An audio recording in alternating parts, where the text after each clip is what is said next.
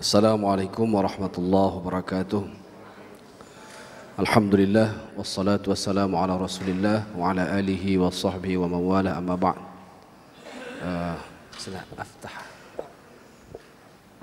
Alhamdulillah kita bisa berkumpul kembali di ruangan ini. Mudah-mudahan pertemuan kita ini adalah pertemuan yang diberkahi dan dirahmati oleh Allah Subhanahu wa taala, dan ilmu yang kita terima dari Syekh menjadi ilmu yang berkah insyaallah. Kita mulai. Syekh ingin menyampaikan sesuatu. Tafadhol.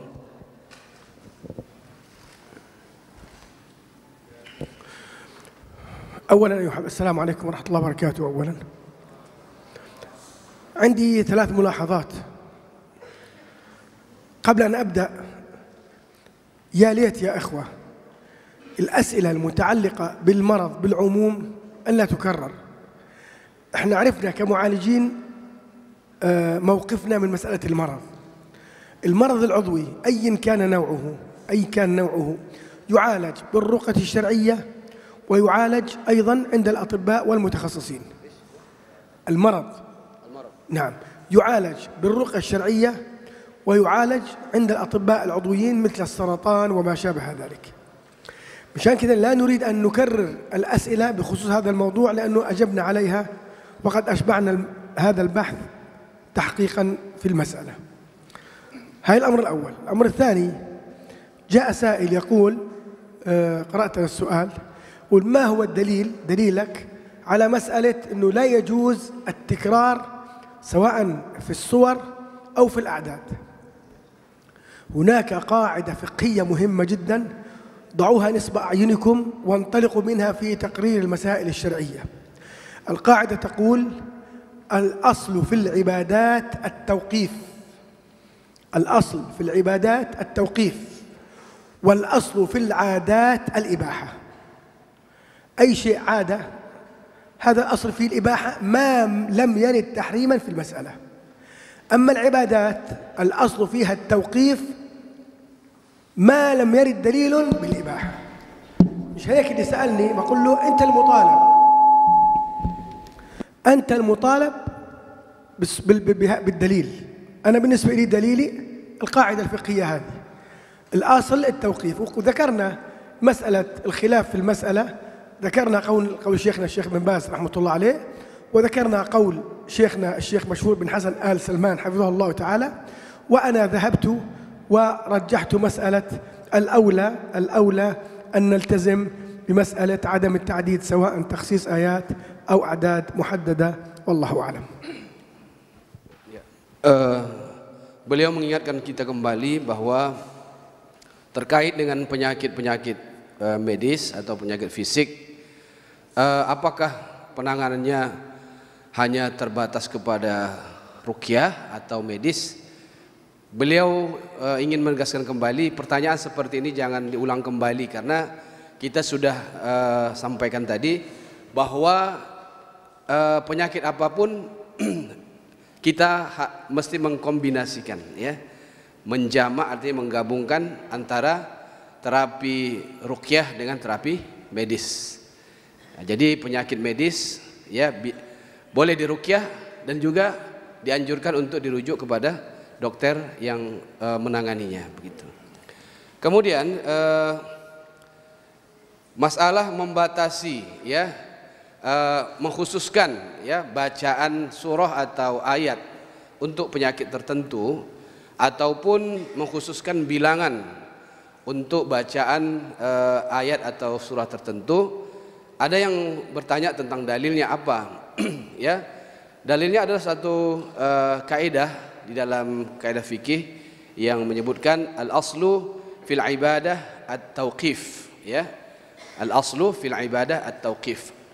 Prinsip dasar dalam ibadah itu mesti merujuk, ya, kepada Al-Quran dan hadis. Artinya menunggu dalil-dalil dari Al-Quran ataupun sunnah Rasulullah Sallallahu Alaihi Wasallam. Sedangkan dalam masalah adat atau segala sesuatu, ya, al-aslu fil asya al-ibahah. Prinsip dalam segala sesuatu, ya, adat kebiasaan itu adalah mubah, boleh. Ya, jadi tadi disampaikan bahwa dalam hal ya membatasi atau menentukan satu surah atau ayat untuk penyakit tertentu atau jumlah bilangan untuk bacaan tertentu, terjadi khilaf di kalangan ulama. Ya, tadi ada yang mengatakan boleh dalam rangka untuk melakukan terapi, ya. Tapi ada juga yang mengatakan mutlak tidak boleh. Jadi itu sudah disampaikan oleh Syekh. Ini menjadi perhatian kita bersama, khususnya berkenaan dengan penyakit medis. Jangan lagi ditanyakan apakah hanya dengan ruqyah saja atau hanya dengan medis saja, ya. Jadi sebaik-baik cara adalah menggabungkan keduanya.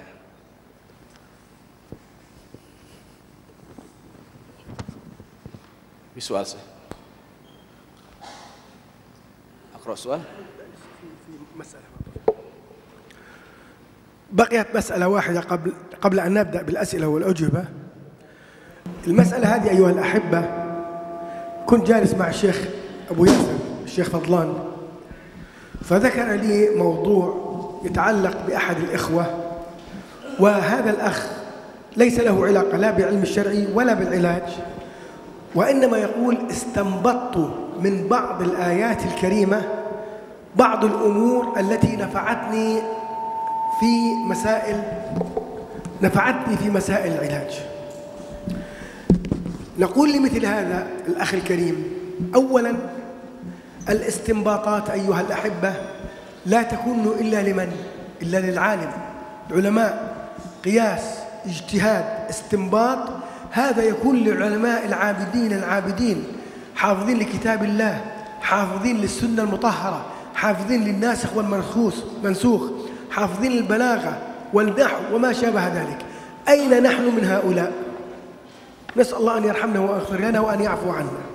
لذلك لما نقول استنباط تتكلم في الشرع توقف، لأنه هذا استنباط خاص في العلماء. إذا كنت اجتهاد تتكلم اجتهادا بخصوص مسائل لا تتعلق بالشرع فلا بأس.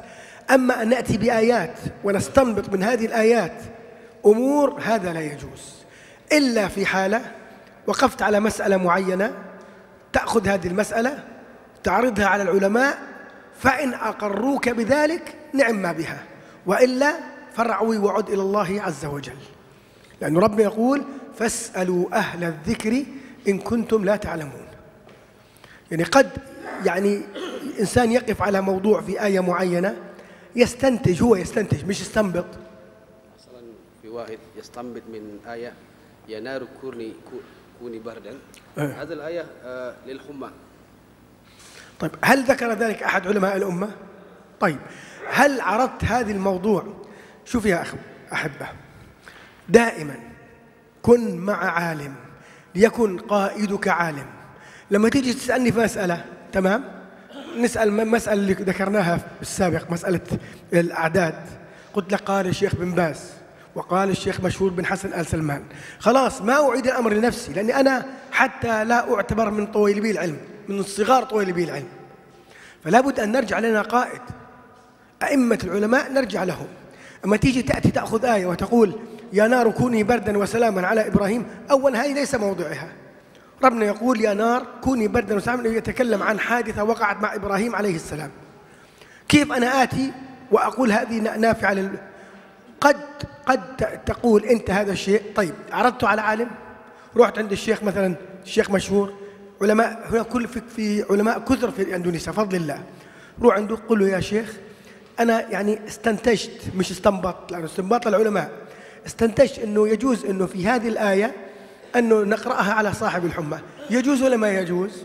إن قال لك يجوز، ساعتها أنت في مجلس زي هذا تقول عندما نقرأ يا نار كوني بردا وسلاما على إبراهيم فقد قال الشيخ الفلاني وأجاز هذا الأمر بالنسبة لعلاج الحمى. لما نكون ونأخذ مثل هذا المسار نبقى في طريق مستقيم، ما ننحاد قيد أنملة عن الأصول والقواعد والأحكام المتعلقة بالرقية الشرعية. الرسول صلى الله عليه وسلم ذات يوم رسم خط مستقيم، ورسم من هذا الخط خطوط، ثم قال قل هذا سبيلي فاتبعوه ولا تفرقوا ولا تتبعوا السبل فتفرقوا عن سبيله، فتفرقوا بكم عن سبيله. بين هذا الخط الأصلي، هذا هو الطريق الصحيح. هذه على كل طريق شيطان. هل تريد أن تكون من هؤلاء؟ تأخذ بالرقية إلى منحى الجن والشياطين والعياذ بالله؟ لا. فأنت الآن تكون في مأمن. أضرب لكم مثل. قديما، هذا كلام من 20 سنة، الكلام هذا، سألوني وقالوا: هل يجوز يا أخي أبو البراء أن نأخذ لعلاج العين من أثر الباب؟ يعني مدخل، مثلا هذه مدخل للصالة، واحد هنا أصيب بالعين أو امرأة أصيبت بالعين، هل يجوز أن نذهب للبوابة هذه ونأخذ من أثر البوابة، ثم نأخذ من مقبض الباب نضعه فيما يغتسل فيه المريض فيبرأ؟ هل يجوز ذلك؟ توقفت في المسألة، توقفت، لأن أنا مش عالم ولا يجوز لي أن أفتي. للفتوى علماء الأمة. بعد ذلك حصلت معي حادثة. اتصل في أحد الإخوة في منتصف الليل، قال لي: يا شيخ، زوجتي تعال شوف وضعها. خير إن شاء الله. مالها الساعة 2:30 بالليل، منتصف الليل. قال: زوجتي ولدت، إجا مجموعة من النساء يزوروني يهنوني بالسلامة، خرج النساء، زوجتي أصبحت تناهق مثل الحمير، مثل الحمير، والفتاة الصغيرة الطفلة بطلت تأخذ يد الأم، لا تقبل الرضاعة الآن. فذهبت قلت: الآن هذه مناسبة حتى أعرض الأمر على الشيخ بن جبرين رحمه الله تعالى، وأرى هل يجوز هذا ولا ما يجوز. رحت عند البيت، قلت له: أين مدخل الصالة؟ لأنها صالة كبيرة 82 امرأة. قال لي: هذا الباب. رحنا مسحنا العتبة، مسحناها، ومسحنا مقبض الباب. المرأة كانت ولدانة قيصرية، ما بصيرش تتحمم، لأنه قتلهم الله. بعدين يصير في المرأة شيء يقول لك أبو البراء الجاهل. قلنا: تأخذ الماء وتبدأ تمسح جميع الجسم حتى تصل إلى أخمص قدميها. والله يا إخوة، ما أتم الأمر، ما وصل إلى الإجر. المرأة قالت وانتهى الأمر بالكلية. عرضت الموضوع على الشيخ بن جرير، قلت له: يا شيخ، ترى حصل كذا وكذا، أنا متوقف في المسألة، ولكن حصل كذا وكذا وكذا. قال: نعم، هذا من قبل الأثر. لما تيجي تقول لي أنه بيجوز نأخذ أثر، نقول لك نعم، لأن الشيخ بن جبرين أفتى بالجواز. احرصوا على هذه دائما دائما دائما. وشيخ مصدر بيعرف الدورات هنا ودورات ماليزيا، دائما أنصح لا تجتهد في مسائل الرقية من تلقاء نفسك. يعني أتحدى أي أحد منكم، ابنتي ديانكم الآن يمكن كل الدورات اللي عقدتها كانت معنا في هذه الدورات، تعلم يقينا بأني لا أتكلم من تلقاء نفسي. قال الشيخ بن باز، قال الشيخ بن جبرين، قال الشيخ بن عثيمين، قال الشيخ الفوزان، قال الشيخ الألباني، وهكذا. وأنتم هكذا اجعلوا. إذا أصبحت هذه طريقتكم في الرقة والعجاج، فإنكم بفضل الله وبإذنه وحكمه سوف تسيرون في طريق صحيح مستقيم لا يشوبه بدعة ولا مخالفة شرعية، والله أعلم. طويل جدا. Ya, dari apa yang telah disampaikan oleh Syekh dengan panjang lebar, saya menyimpulkan bahwa kita sebagai mu'alij atau sebagai roqi, ya, sebagai peruqyah, tidak boleh mengistimbat sendiri, ya, melalui diri kita kalau tidak ada ilmu syar'i, ya. Jadi seperti tadi ada satu ayat misalnya berbunyi ya naruku nirbardan, ya. Ini kisah tentang Nabi Ibrahim yang dibakar, ya kan. Jadi ya naruku nirbardan, wahai api jadilah engkau dingin. Nah, terus ada orang mengistimbatkan, oh ini ayat untuk ruqyah orang yang demam misalnya, ya kan. Nah, dari mana kita bisa tahu bahwa ini ayat untuk penyakit demam, untuk mengobati orang yang demam? Nah, tapi kalau kita misalkan ada pikiran seperti itu, maka carilah orang yang alim, orang yang benar-benar memahami ilmu agama, ilmu syar'i, yang memahami kaedah-kaedah fikih dan sebagainya. Jadi jangan kita berijtihad sendiri, ya, padahal kita tidak memiliki perangkat-perangkat ilmu untuk berijtihad. Nah, jadi kita harus mengikuti apa yang sudah digariskan oleh Rasulullah sallallahu alaihi wasallam. Apa yang diajarkan oleh Rasulullah, maka itulah yang kita ikuti. Rasulullah pernah membuat satu garis begitu, ya. Kemudian beliau mengatakan, "Qul hadhi sabili." Inilah jalan yang lurus, ya. Adapun jalan selain itu adalah jalan-jalan syaitan. Jadi yang harus kita ikuti adalah jalan yang dibuat oleh Rasulullah sallallahu alaihi wasallam. Jadi kita cari ulama yang benar-benar, ya, memiliki kompetensi untuk menjawab, ya, persoalan itu. Jadi tidak boleh berijtihad sendiri-sendiri.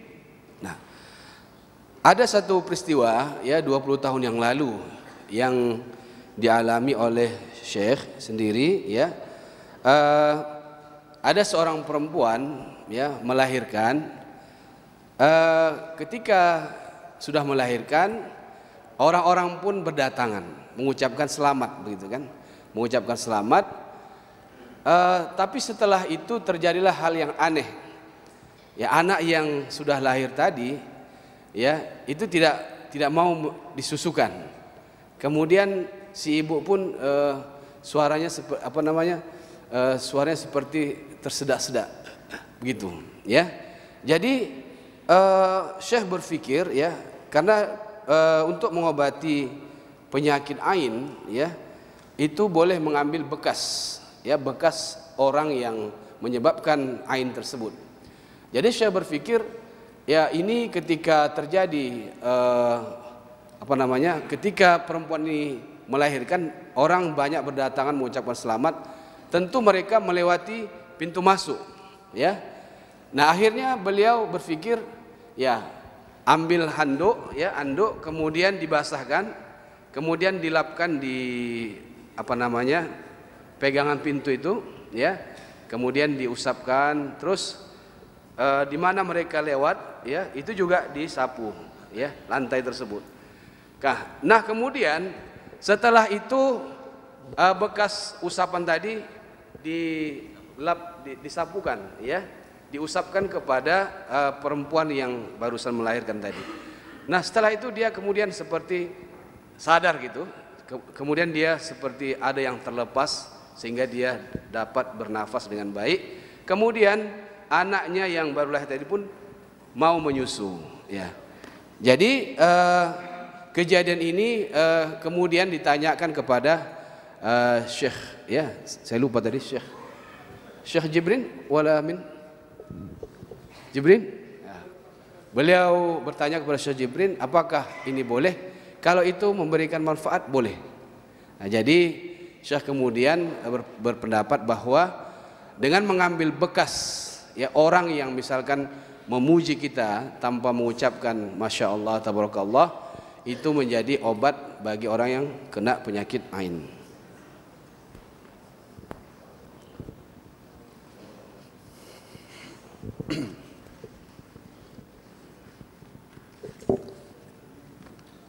Soal?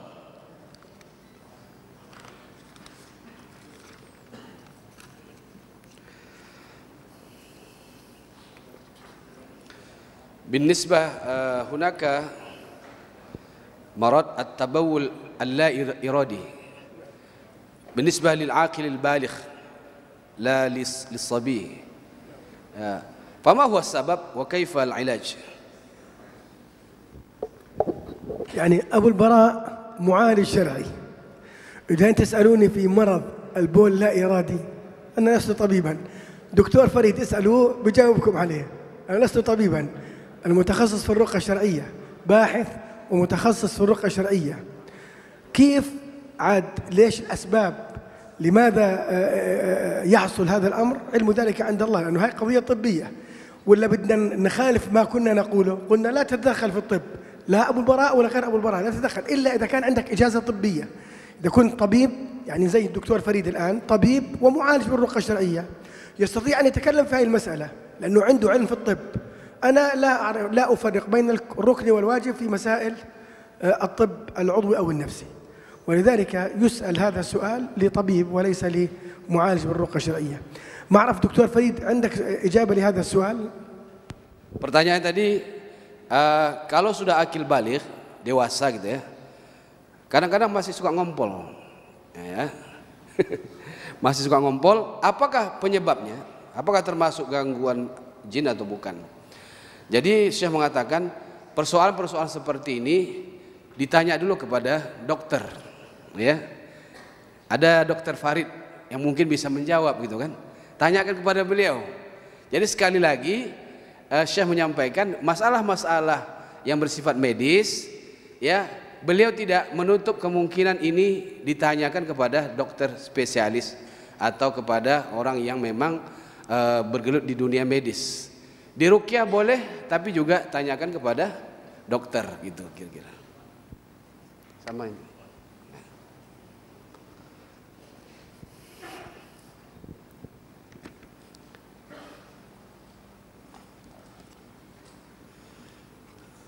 Kemudian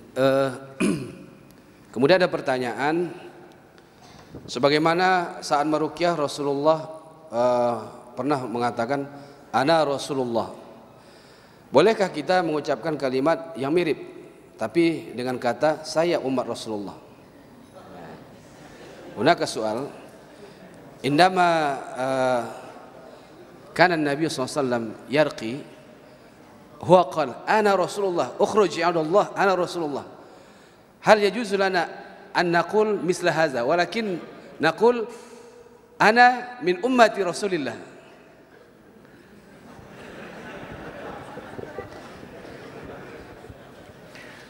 أسئلة غريبة والله، السؤال هذاك والسؤال هذا. يعني الآن ما حبكت إلا تتمثل أو تتشبه برسول الله صلى الله عليه وسلم. هذا رسول الله عليه الصلاة والسلام. إن كان عمر رضي الله عنه وأرضاه إن سلك طريقا سلك الشيطان فجا آخر. عمر، هؤلاء أئمة أعلام خاصة رسولنا صلى الله عليه وسلم. ولذلك نقول أيها الحبيب ما في داعي أن نتنطع وأنا من أمة محمد، لا خلاص أخرج عدو الله وانتهينا، لا أنا من فلان ولا العلان. الأولى والأفضل أنت تعالج بالرقية الشرعية، تقرأ بالرقية الشرعية، تمام. هذه مسألة. المسألة الثانية، الرسول لما ضرب على صدري ما قرأ عليه. الرسول لم يقرأ على أحد، ما قرأ، لم يثبت. جيبوا لي دليل واحد بأن الرسول صلى الله عليه وسلم قرأ. كان يعوذ يعني بسم الله أرقيكما الحسن والحسين، أما إنه قراءة قرآن يقرأ قرآن لم يصل إلى هذا الوقت خبر لي عن هذا المسألة. كان الرسول لا يرقي، مش يعني ما قرأش، لم يرد لنا دليل أنه كان يقرأ، إنما شرع الرقية الشرعية لنا. Jadi persoalan yang seperti ini ya, kita tidak perlu menyerupai ya Rasulullah SAW atau ingin seperti Rasulullah dengan mengucapkan walaupun dengan ucapan aku adalah umat Rasulullah ya. Jadi seperti Umar misalnya, Umar tidak pernah mengatakan ana min ummati Rasulillah. Tapi ketika Umar berjalan itu iblis takut mencari jalan yang lain. Nah, jadi kita perkuat ruhiyah kita, ya kita perkuat ibadah kita, insyaallah jin akan takut gitu ya. Jadi nggak perlu kita mengucapkan ana min ummati Rasulillah. Ya. Kemudian yang kedua, itu yang pertama. Yang kedua, beliau mengatakan beliau belum pernah menemukan satu dalil ya bahwa Rasulullah itu pernah meruqyah orang, ya pernah meruqyah membacakan ayat-ayat Quran gitu ya. Yang di dalam hadis itu beliau hanya mengatakan ukhruj ya Allah, keluarlah engkau wahai musuh Allah, keluar jinnya. Jadi Rasulullah tidak ada dalam satu riwayat yang beliau temukan pernah membacakan misalnya Bismillahirrahmanirrahim gitu ya, tidak pernah. Justru beliau yang diruqyah oleh Jibril gitu kan ya. طب في مسألة مهمة جدا تتعلق بهذه النقطة. نخشى كما حصل مع البعض أنه يعني أنا ما سبق الحمد لله 35 سنة عمري ما قلت لجني ولا شيطان اخرج أنا أبو البراء. من أنت يا أبو البراء؟ ما قلت اخرج فأنا أبو البراء. تمام؟ يعني كما قال صلى الله عليه وسلم اخرج عدو الله فأنا رسول الله. أنا فاهم عمري قلت اخرج عدو الله فأنا أبو البراء. لا، لأنه نخشى أيها الأحبة أن يقع العجب في نفس المعالج. وقد ذكرتكم بالأحاديث: الكبرياء ردائي والعظمة إزاري، من نازعني فيه ما أدخلته النار ولا أبالي. فنخشى مع المرور الوقت أن يصبح، وخاصة أنه إذا مثلا قال له أخرج عدو الله لا فأنا مصدر بس تمام. خرج مرة خرج مرتين بعدين مصدر بس تمام، قال لك بس أنا وما فيش غيري. نخشى أن يدخل عجب إلى قلبه وبعد ذلك يعني نفتح باب شر على أنفسنا وعلى الآخرين. والله أعلم.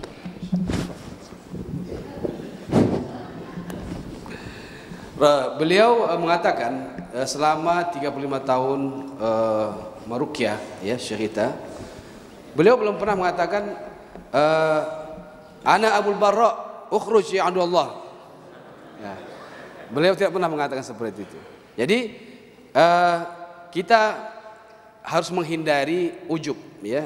Jangan sampai kita kemudian timbul ujub yang merasa kita hebat sehingga harus mengatakan hal seperti itu ya. Jadi tidak perlu kita menyebut siapa kita ya. Tidak perlu menyebut nama kita dan seterusnya lalu kita suruh jin itu keluar dari tubuh orang yang dirasukinya. أيضا إضافة لهذه النقطة، شيخ الإسلام ابن تيمية وأنتم تعلمون من شيخ الإسلام ابن تيمية.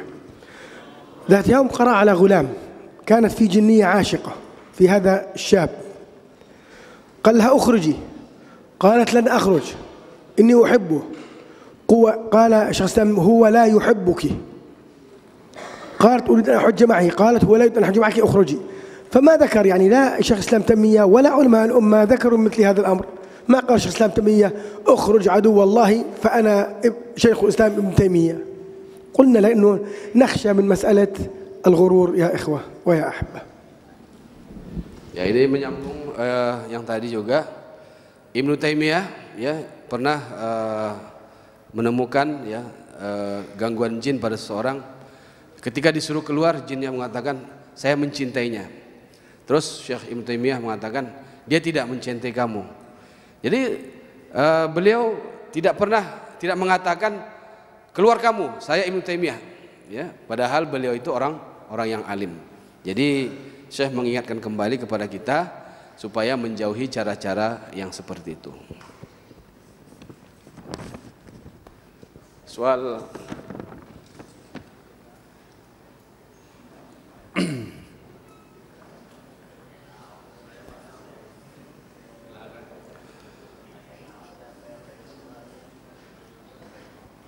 ini gimana?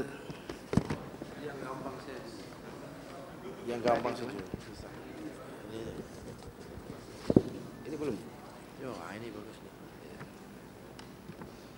Apa pendapat Syekh tentang apa nih? Pengalaman di farmasi.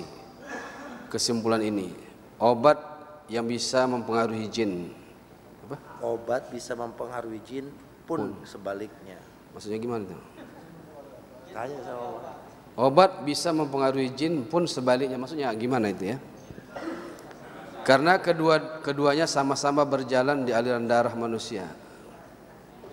Gimana? Nah. Yang punya pertanyaan siapa ini?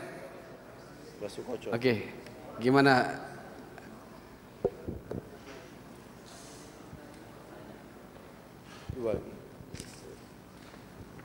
Ya, obat juga bisa menyembuhkan penyakit. Katakanlah tadi epilepsi. Ya. Epilepsi kalau dalam medis ada tata laksana penanganan tersendiri. Ya, yang paling banyak sebagian besarnya dengan obat grade 1, 2, 3 dan sebagainya, itu juga bisa sembuh gitu. Nah, kalau sama-sama berjalan di aliran darah, obat juga, ya setan juga, ya seperti hadis Rasulullah. Itu apakah masing-masing bisa saling mempengaruhi? Artinya gini, kalau dengan obat saja jin apakah juga bisa tersakiti atau teracuni? Demikian juga apakah jin itu juga bisa menghambat laju obat sehingga bisa menghambat kesembuhan melalui obat, begitu. Yang pertama. Kemudian yang kedua, setan dan jin menyakiti manusia atau mengganggu manusia dengan cara melipat gandakan potensi buruk manusia. Nah, baik fisik maupun psikis. Ya, makanya ini pengalaman kami, maka ada beberapa kasus medis yang tidak bisa terlihat sebelum diruqyah. Tetapi ada juga setelah diruqyah masih mengalami sakit karena memang ternyata ada sakit medisnya. Nah, apakah kesimpulan ini kita tanyakan kepada Syekh bagaimana pendapat beliau, begitu.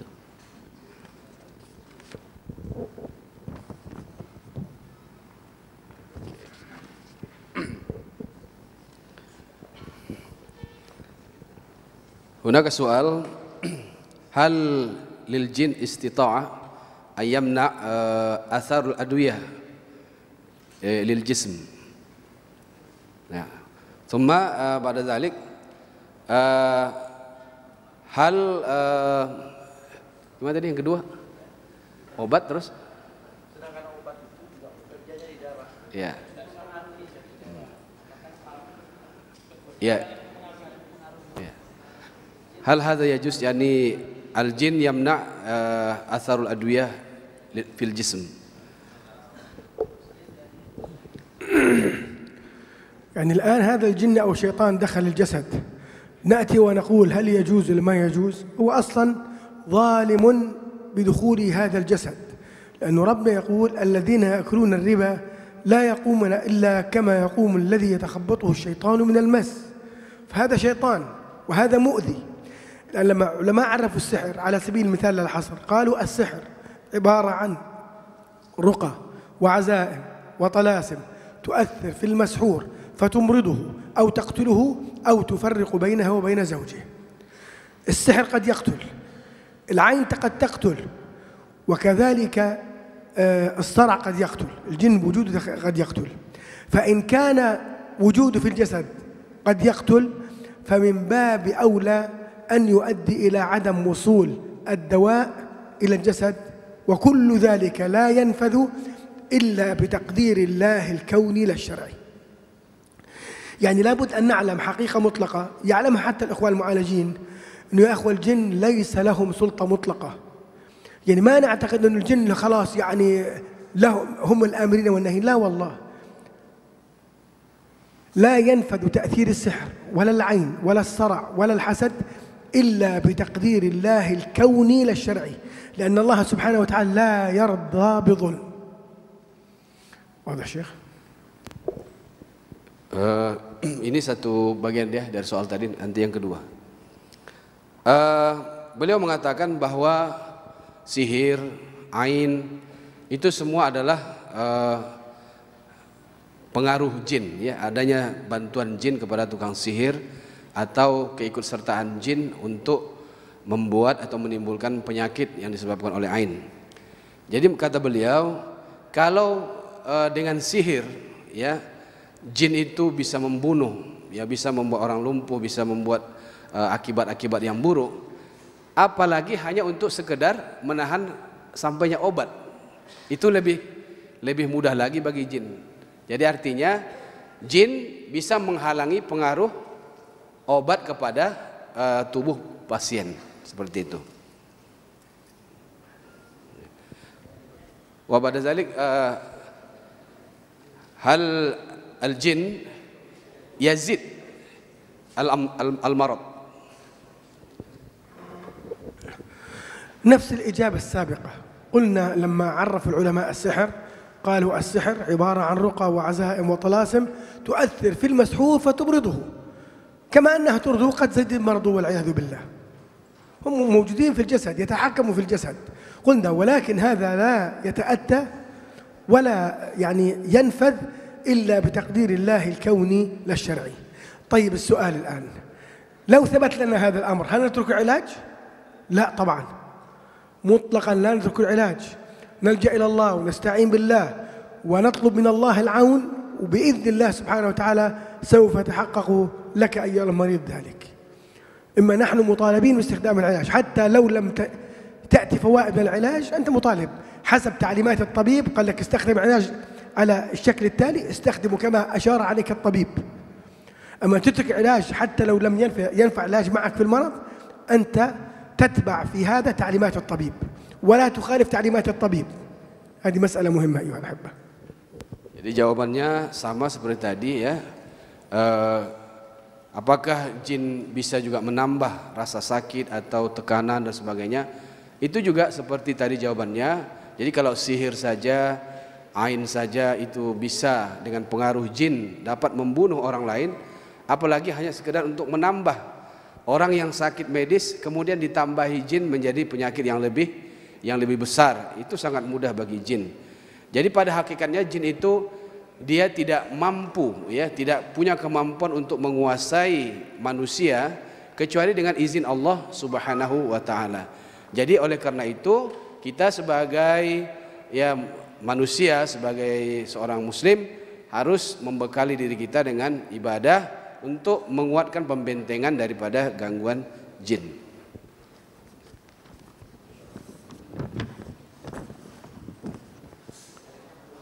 Ada lagi sebaliknya?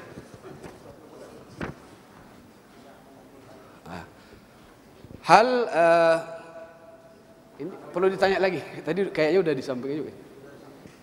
Ya.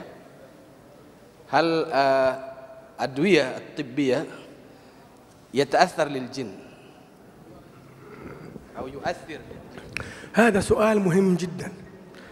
يقول لك هل الأدوية الطبية تؤثر على الجن والشياطين؟ في الحقيقة عالم الجن عالم غيبي، عالم غيبي بالعموم لا تؤثر، ولكن قد يكون هناك بعض الأدوية، يعني إحنا لما نستخدم الشذاب أو نستخدم الحرمل أو نستخدم المسك الأبيض أو المسك الأسود يؤثر على الجن، فقد تكون هناك أدوية علمها عند الله لو استخدمها المريض قد تؤثر على الجن والشياطين. ولكن انتبه، يعني افترض الآن إنه ثبت لك إنه واحد أخذ علاج الجني أصبح يشط وينط تعب، يعني مريض أخذ علاج طبي هذا أثر على الجني، هل أبدأ أصف هذا العلاج للناس والمرضى؟ لا، انتبه.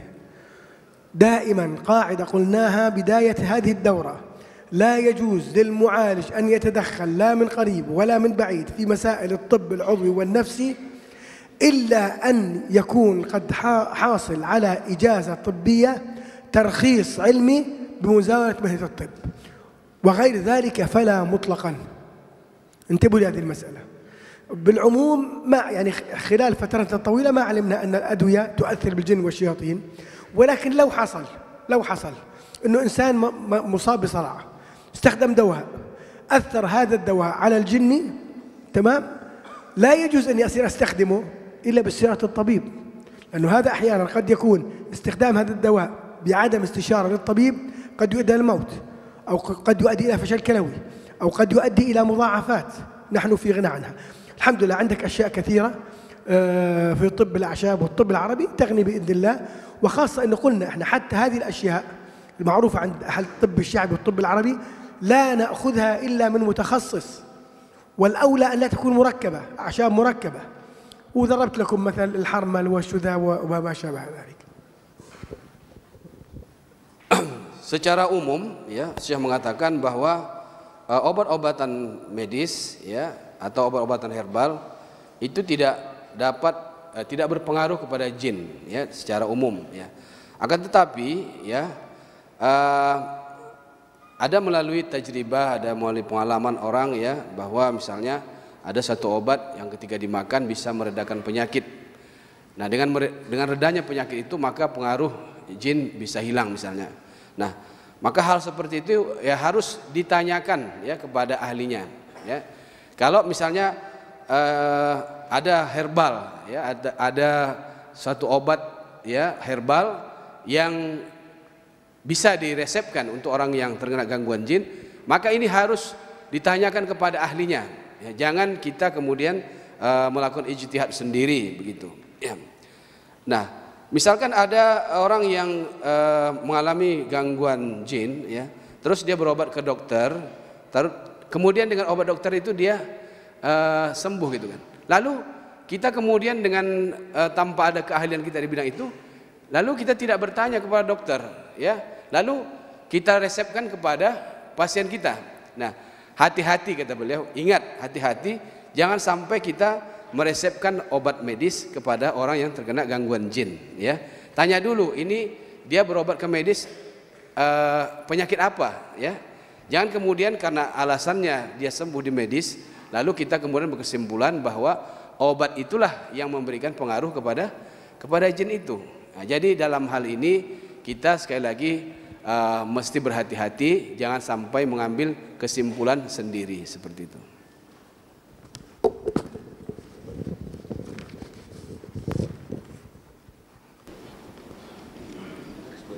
Ya, sebentar, kesini dulu antum.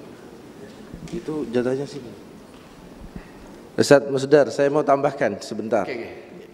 Ini pertanyaannya agar kemudian lebih mendalam ya. Kemarin ini pertanyaan MC belum pernah bertanya toh? Ustaz Musdar begini. Sama-sama mengeluarkan darah. Bekam mengeluarkan darah, fasdu mengeluarkan darah. Halo? Halo? Gimana?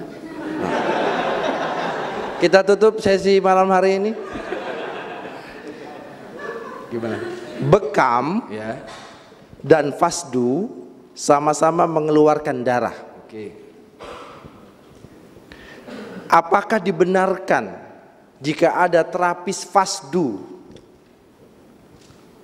mengatakan bahwa salah satu fungsi fasdu itu dapat mengeluarkan jin dengan asumsi bahwa jin itu mengalir di dalam darah. Ini aspeknya terapi hissiyahnya, tapi kemudian seperti apa? Ya. Jadi tafadhal.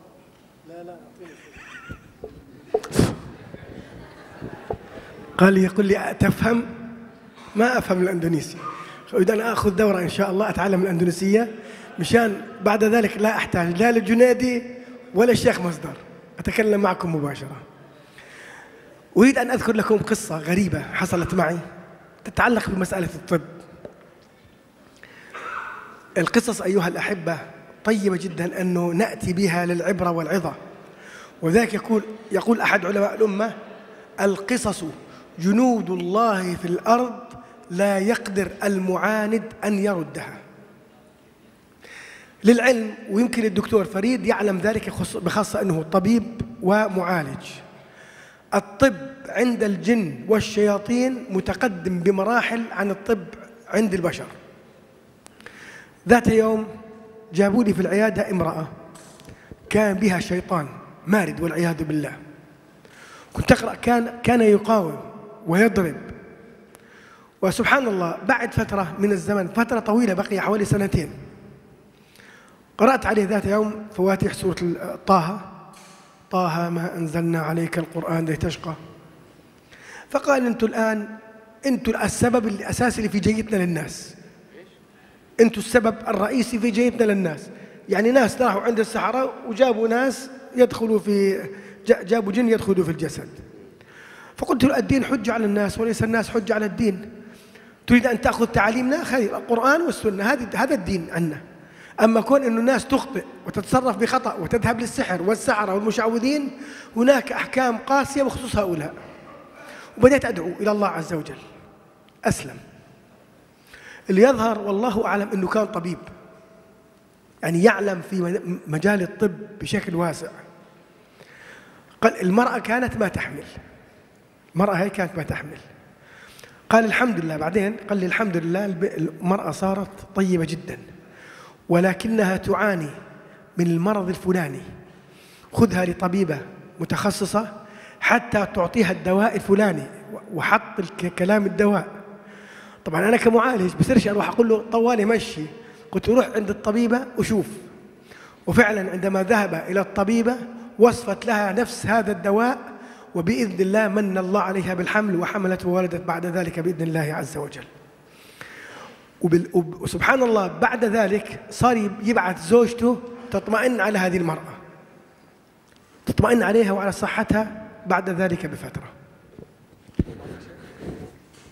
غير واضح. واضح؟ خلينا نجيب فضلة.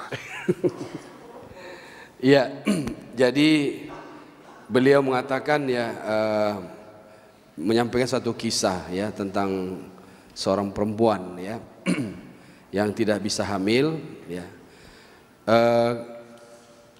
Sebelumnya beliau menyampaikan bahwa kisah itu adalah junudullah. Kisah adalah tentara-tentara Allah. Artinya dengan kisah, dengan cerita kita bisa menyampaikan suatu hujjah gitu ya. Jadi mungkin nanti kalau kurang jelas bisa ditambahkan ya. Ya. Ada seorang perempuan yang tidak bisa hamil ya. Terus sebelumnya pernah diruqyah ya, pernah diobati oleh seseorang sampai kemudian dipukul dan sebagainya ya. Tapi oleh Syekh kemudian diberikan satu resep ya, satu resep. Beliau tidak menjelaskan resep apa ya. Kemudian setelah itu dilakukan ya, perempuan itu kemudian alhamdulillah hamil ya. Nah kemudian disuruhlah, sebelum itu perempuan ini disuruh untuk berkonsultasi kepada dokter ya. Nah alhamdulillah dokter juga menyampaikan resep yang sama. Jadi secara kebetulan ya, alhamdulillah perempuan ini hamil ya. Jadi intinya adalah bahwa di dalam satu metode cara pengobatan kita kadang-kadang perlu ya bertanya kepada dokter. Walaupun kita punya satu cara atau resep, tetapi itu mesti kita sarankan kepada pasien untuk bertanya kembali kepada dokter yang bersangkutan. Mungkin bisa ditambahkan Syekh? Alhamdulillah.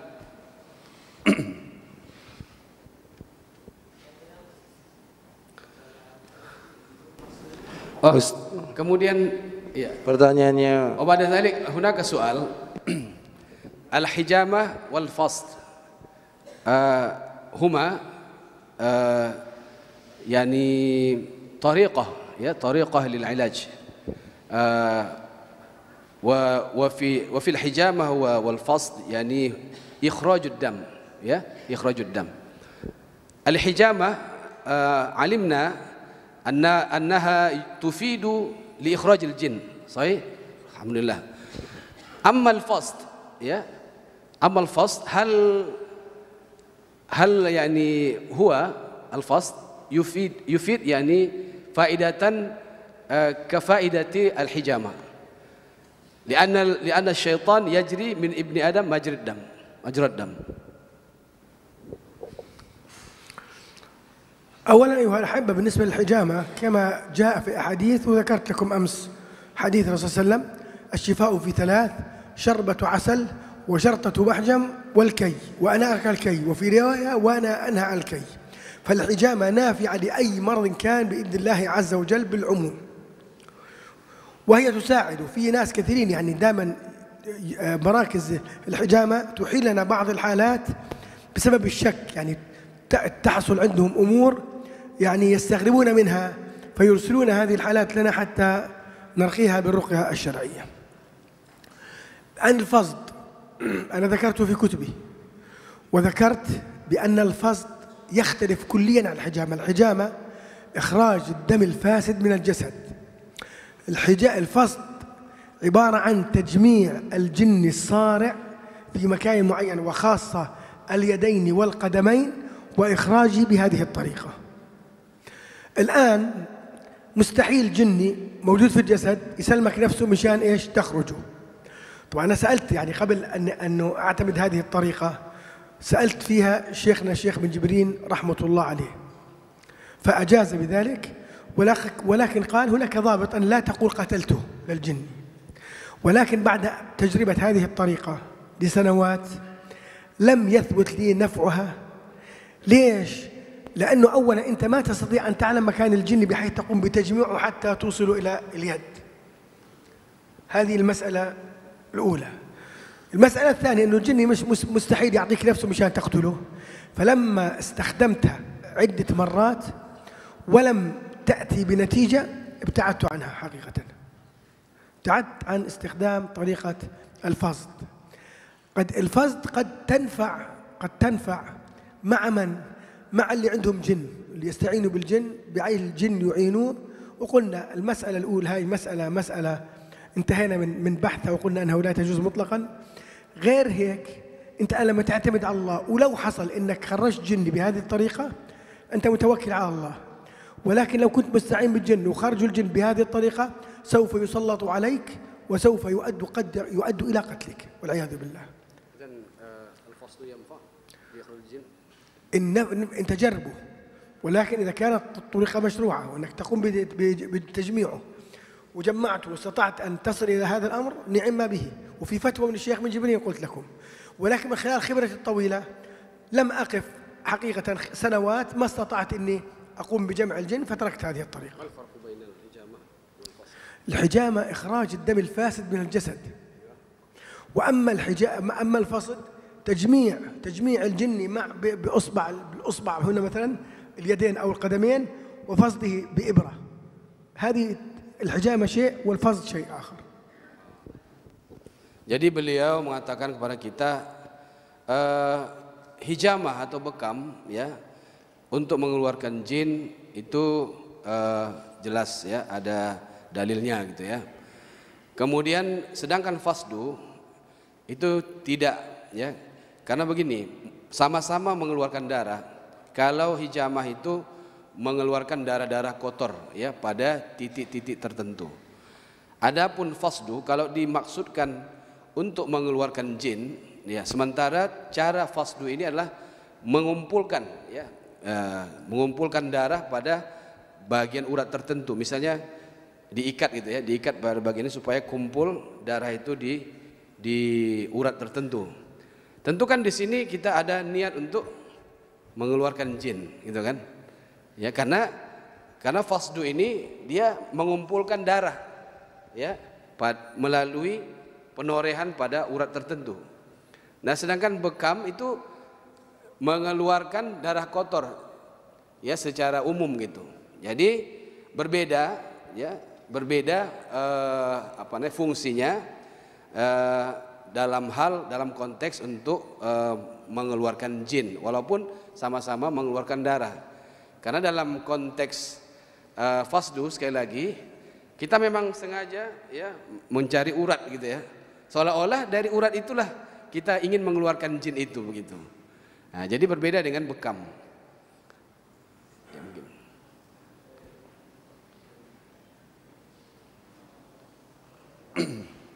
Jangan Ustaz, tumbal kambing syar'iyah. Seorang pasien setelah diruqyah dan didiagnosa diketahui bahwa dahulu pernah menyembelih kambing untuk dukun.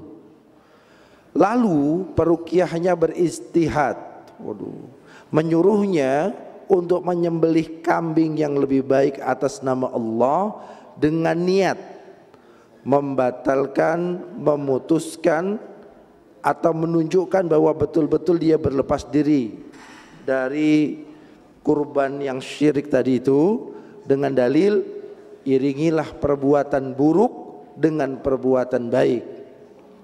Bolehkah beristihad memotong sembelihan yang lebih baik tersebut? Alhamdulillah kejadiannya setelah kambing disembelih pasien ikut mengembik, tercekik lalu pingsan. Setelahnya ia tidak pernah mengeluhkan sakitnya lagi, dan ini kami lakukan sudah 3 sampai dengan 4 kali. Lumayan ini Ustaz. Ada 4 ekor yang disembelih. Sembuh. Nah, bagaimanakah pandangan syekhnya? Dalilnya begitu. Ikutilah wattabi sayyi'ata tamhuha, hasanata tamhuha. Sebab dukhul jin fi jasadil marid kan huwa yadhbah al-ghanam wa ba'da dhalik yadhbah al-ghanam lisyaitan wa ba'da dhalik yatasallat asy-syaitan fi jasadihi wa jaa ila ar-raqi wa sa'ala ar-raqi lil marid wa qassa ma hadatha qabl wa yajtahid hadha ar-raqi ay yadhbah al-ghanam lillahi ta'ala la laysa lisyaitan. أيوة المريض كان هو يذبح للشيطان. أيوة. وبعد ذبح الأغنام يا أربع أغنام bukan 1 kali. Ini sudah 4 kali kejadian, artinya 4 pasien yang berbeda dan yani, berhasil. المريض بنفس المرض 4 أشخاص يعني. وبعد ذبح الغنم dia semua يشفي هذا المريض. هل هذا يجوز؟ Dengan dalilnya tadi ikutilah ke tamhuha.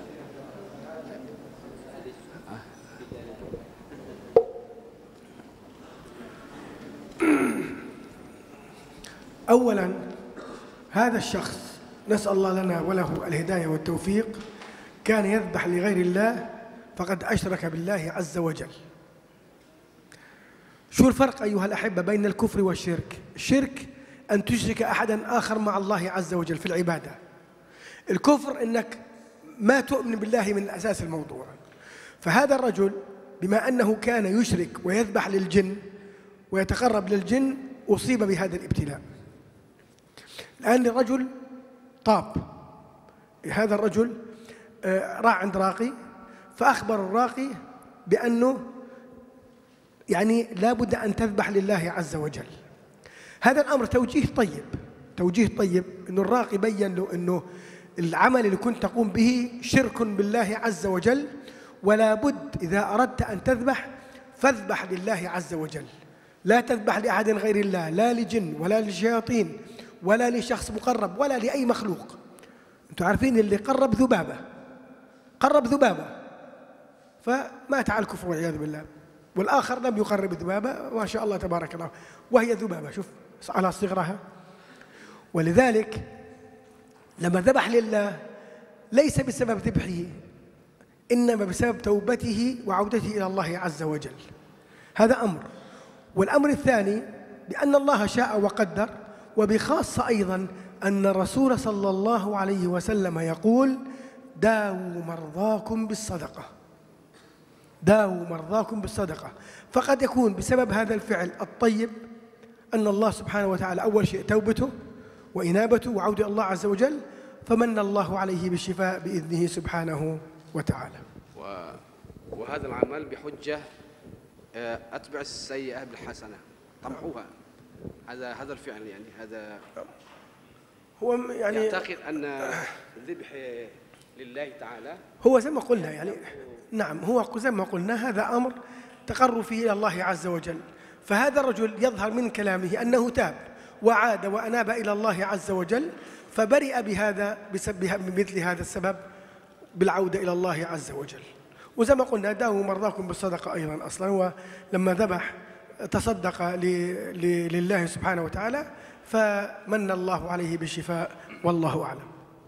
Ya, beliau ingin menjelaskan kepada kita bahwa syirik dan kufur, ya, kafir itu beda, ya. Syirik lebih dahsyat daripada kafir. Kalau kafir memang dia tidak beriman sama sekali kepada Allah Subhanahu wa taala. Tapi kalau syirik dia menyekutukan Allah dengan sesuatu, dengan makhluk, ya. Termasuklah perbuatan menyembelih, ya, binatang, ya, untuk persembahan bagi setan, ya. Ini adalah perbuatan syirik.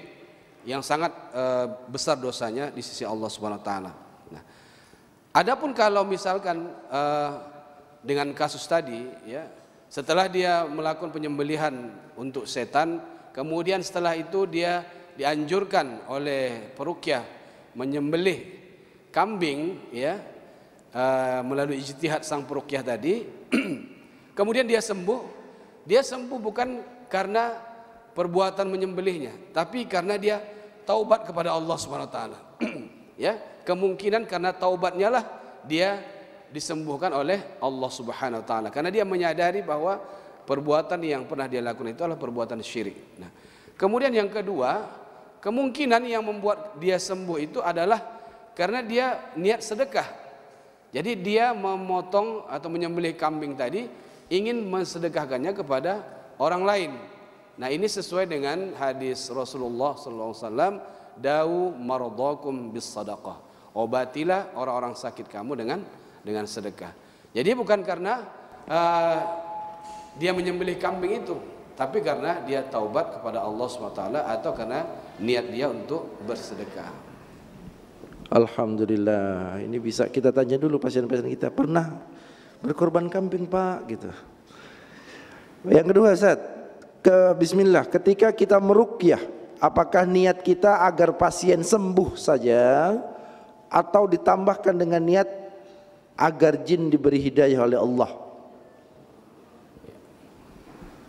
Indama narqi atau naqra ala al-marid hal yanwi syifa ya atau wa yanwi ar-raqi li hidayatil jin.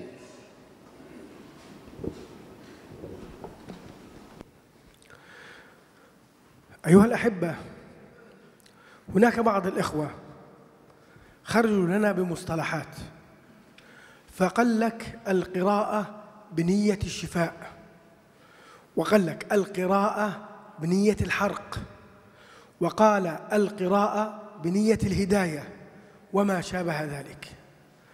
العلماء عندما عرفوا الرقية ماذا قالوا؟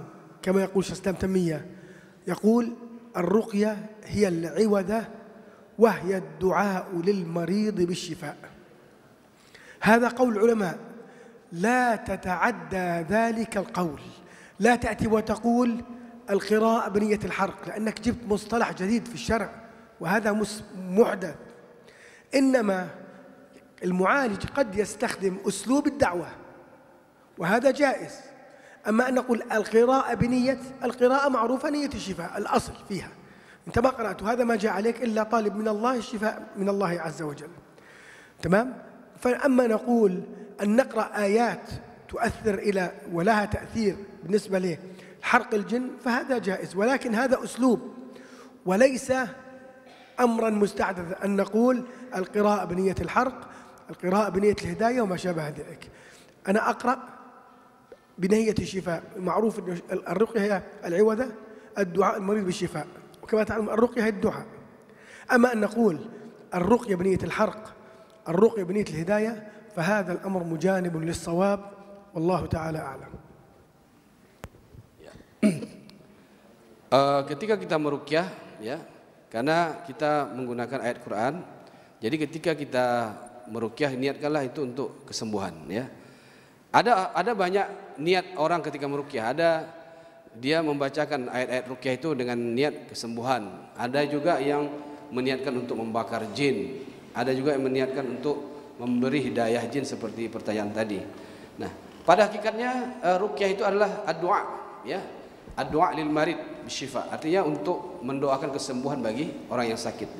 Jadi ini yang sebenarnya yang mesti dilakukan. Artinya ketika kita meruqyah tanamkanlah niat untuk kesembuhan kepada pasien, bukan untuk membakar jin dan juga bukan untuk memberikan hidayah kepada jin, karena tidak meniatkan ruqyah untuk memberikan hidayah kepada jin atau membakar jin itu jauh dari kebenaran, kata Syekh tadi. Adapun untuk memberikan dakwah ya, menyampaikan dakwah kepada jin itu adalah uslub, itu adalah teknik. Jadi ketika terjadi reaksi kita menyampaikan dakwah kepada jin itu dibolehkan. Adapun meruqyah dengan niat untuk memberikan hidayah kepada jin itu bukanlah suatu hal yang dibenarkan. Ya, seperti itu. Teman-teman semua, mohon maaf pertanyaan-pertanyaannya mohon yang kaitannya betul-betul dengan tema medis dan ruqyah ya. Karena beberapa banyak ini sudah dibahas di daurah 1. Mohon maaf, jadi kami pilih dahulu. طبعا في أيها الأحبة بعض الإخوة يستخدموا هذا الأسلوب، يقول لك حديث عمر بن الخطاب رضي الله عنه وأرضاه إنما الأعمال بالنيات وإنما لكل امرئ ما نوى، فمن كانت هجرته إلى الله ورسوله فهجرته إلى الله ورسوله، ومن كانت هجرته إلى دنيا يصيبها أو امرأة ينكحها فهجرته إلى ما هاجر إليه. قلنا هذا الأصل في النية العمل. الآن احنا قلنا الأصل في مسألة الرقية الشرعية كما ذكر العلماء كما ذكر الشيخ الإسلام ابن تيمية هي الدعوة للمريض بالشفاء. الرقية هي الدعاء للمريض بالشفاء. فإحنا هون ابتعدنا عن فهم هذا الحديث بأمور قلنا إنه أن الرقية بنية الحرق والرقية بنية الهداية والرقية بنية كذا وكذا. أنت بتقرأ للشخص تسأل الله أن يشفيه. أما أن نقول بنية الحرق لا، ليس صحيحا. لأنه شو أصل الرقية؟ أصل الرقية القراءة بنية الشفاء.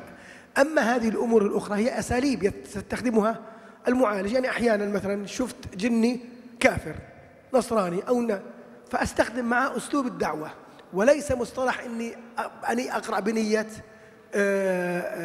الدعوة، لا، أستخدم معه أسلوب الدعوة.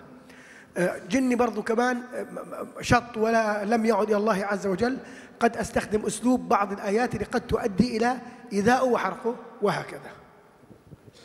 Ya, jadi beliau kembali menegaskan ya bahwa ketika kita meruqyah niat kita adalah untuk kesembuhan pasien ya, bukan untuk membakar dan bukan juga untuk mendakwahi jin. Adapun dakwah itu sendiri adalah uslubnya, cara ya. Misalnya kita bacakan ayat-ayat Quran yang dapat memberikan hidayah kepada jin. Jadi bukan kita meruqyah itu dengan niat untuk memberikan hidayah. Ruqyah itu secara bahasa ya bahwa kita membacakan ayat-ayat Quran untuk apa? Kesembuhan bagi orang yang sakit. Jadi bukan untuk niat-niat yang lain seperti itu.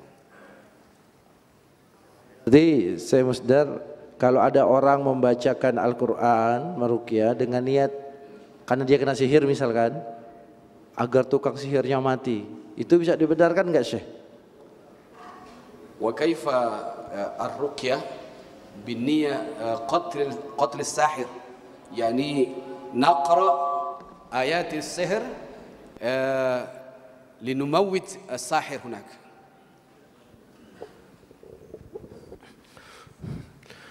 يا إخوة لا تبتعدوا عن الكتاب والسنة، اجعلوا الكتاب والسنة وأقوال علماء الأمة دائما نصب عينكم. الآن أنا لما أقرأ على واحد مسحور، هل يجوز أني أقرأ بنية أنه يقتل الساحر؟ ولا هل تصل أصلا أنه يقتل الساحر؟ لا، هذا ليس صحيحا. احنا نقرأ على المريض ونسأل الله الشفاء وندعو على الساحر، ندعو له بالثبور وندعو له ندعو له بأدعية مباحة، ندعو على الساحر أنه هذا ظالم وفاجر وكافر. أما إني أقول إني أقرأ بنية إنه يعني خرجنا عن هذا المضمون. أنت بتقرأ بنية واحدة فقط لا تتعداها، أنت تقرأ بنية الشفاء. أقرأ بنية الساحر إن دخلنا في نفس مسألة الحرق ومسألة قلنا لأنه فتح مثل هذا الباب قد يفتح علينا أبواب أخرى كثيرة. اقرأ بمفهوم واحد أنك أنت تقرأ وتطلب من الله أن يشفي هذا المريض، لا تتعدى ذلك. استخدام أساليب معينة في العلاج قلنا ما في بأس وجائز، والعلماء قالوا بذلك ما في حرج.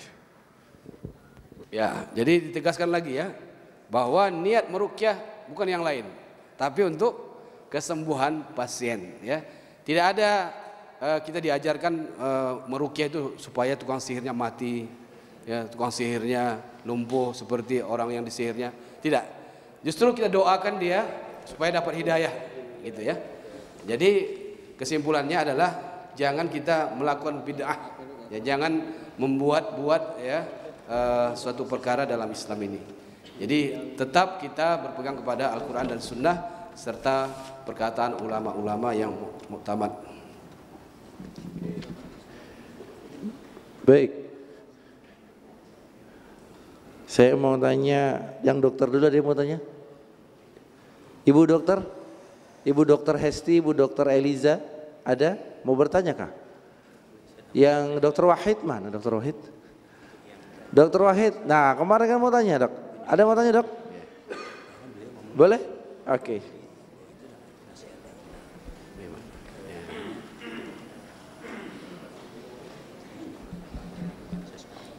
Bismillahirrahmanirrahim. Assalamualaikum warahmatullahi wabarakatuh.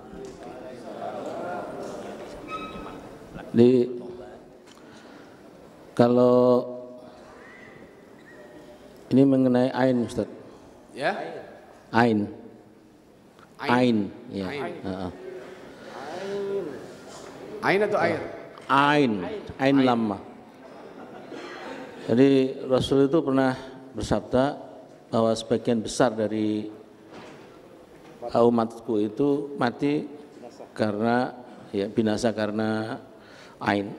Itu artinya bahwa sesungguhnya peran dari peruqyah itu mestinya jauh lebih besar daripada medis. Ini terus kemudian di lapangan pun juga sesungguhnya kalangan medis itu hanya sebagian kecil dari kasus yang menimpa masyarakat itu yang bisa mereka tangani, ya. Mungkin yang bisa diselesaikan. Diulang soalnya kurang dengar. Ya. Mendengung gitu. Nanti saya bantu. Oke. Nah, oleh karena itu saya nggak tahu ini ada kaitannya dengan tema yang ini apa enggak, tapi dengan yang kemarin kayaknya bahwa ada kalau ditanya antara dokter dengan peruqyah itu bagaimana memberikan peran. Kalau perannya sama-sama itu kurang adil ya. Karena ya kasus tadi sebagian besar dari umatku itu binasa karena ain. Berarti peran ruqyah di sini jauh lebih besar. Ya. Kemudian kasus kanker, Ustaz. Kasus kanker itu juga kalau saya membuat pemikiran itu kanker itu kan terjadi perubahan sel dari sel normal menjadi tidak normal. Itu karena ada inisiator yang mengintervensi DNA. Nah, ada logam berat, ada sinar ultraviolet, ada radikal bebas, sehingga DNA itu berubah dan kemudian anak turun dari sel itu berubah sifat. Kalau perubahan sifat itu disertai dengan kecepatan berkembang biak yang lebih tinggi, jadilah tumor dia. Kalau lebih tinggi lagi, jadilah dia kanker. Nah, lebih tinggi lagi kanker yang lebih ganas lagi. Nah, kemudian ain itu mampu membuat suatu bangunan itu runtuh. Bahkan unta bisa masuk ke dapur, orang bisa mati. Kalau hanya mengintervensi DNA itu mudah. Gitu. Jadi termasuk kanker pun menurut saya peran dari ruqyah itu lebih besar, gitu ya. Kalau saya menilai itu. Dan yang pertanyaan saya sebenarnya jadi batasan yang lebih pas itu sebenarnya apa antara kita merujuk ya pasien-pasien kita ke dokter ya. Saya mewakili mu'alid ya, ke dokter karena kasusnya sepertinya lebih banyak kasus milik peruqyah daripada milik dokter. Di samping itu saya melihat gitu ya, melihat sesuatu yang sebenarnya agak pesimis. Banyak yang dilakukan oleh para dokter itu lebih pada bypass. Contoh aja kanker, dokter bedah itu taunya seakan-akan, taunya cuman bagaimana memainkan pisau bedah.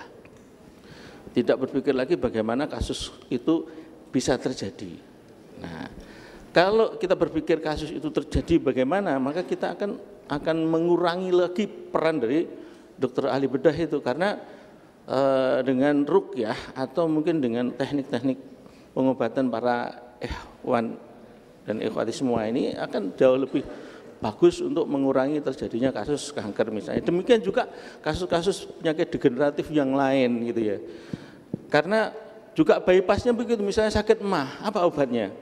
Mengurangi asam lambung atau mengebiri, menetralkan asam lambung itu. Padahal Allah Subhanahu wa taala menyematkan kemampuan lambung untuk mengeluarkan asam lambung itu luar biasa. Sudah kalau itu dinetralkan atau dikebiri berarti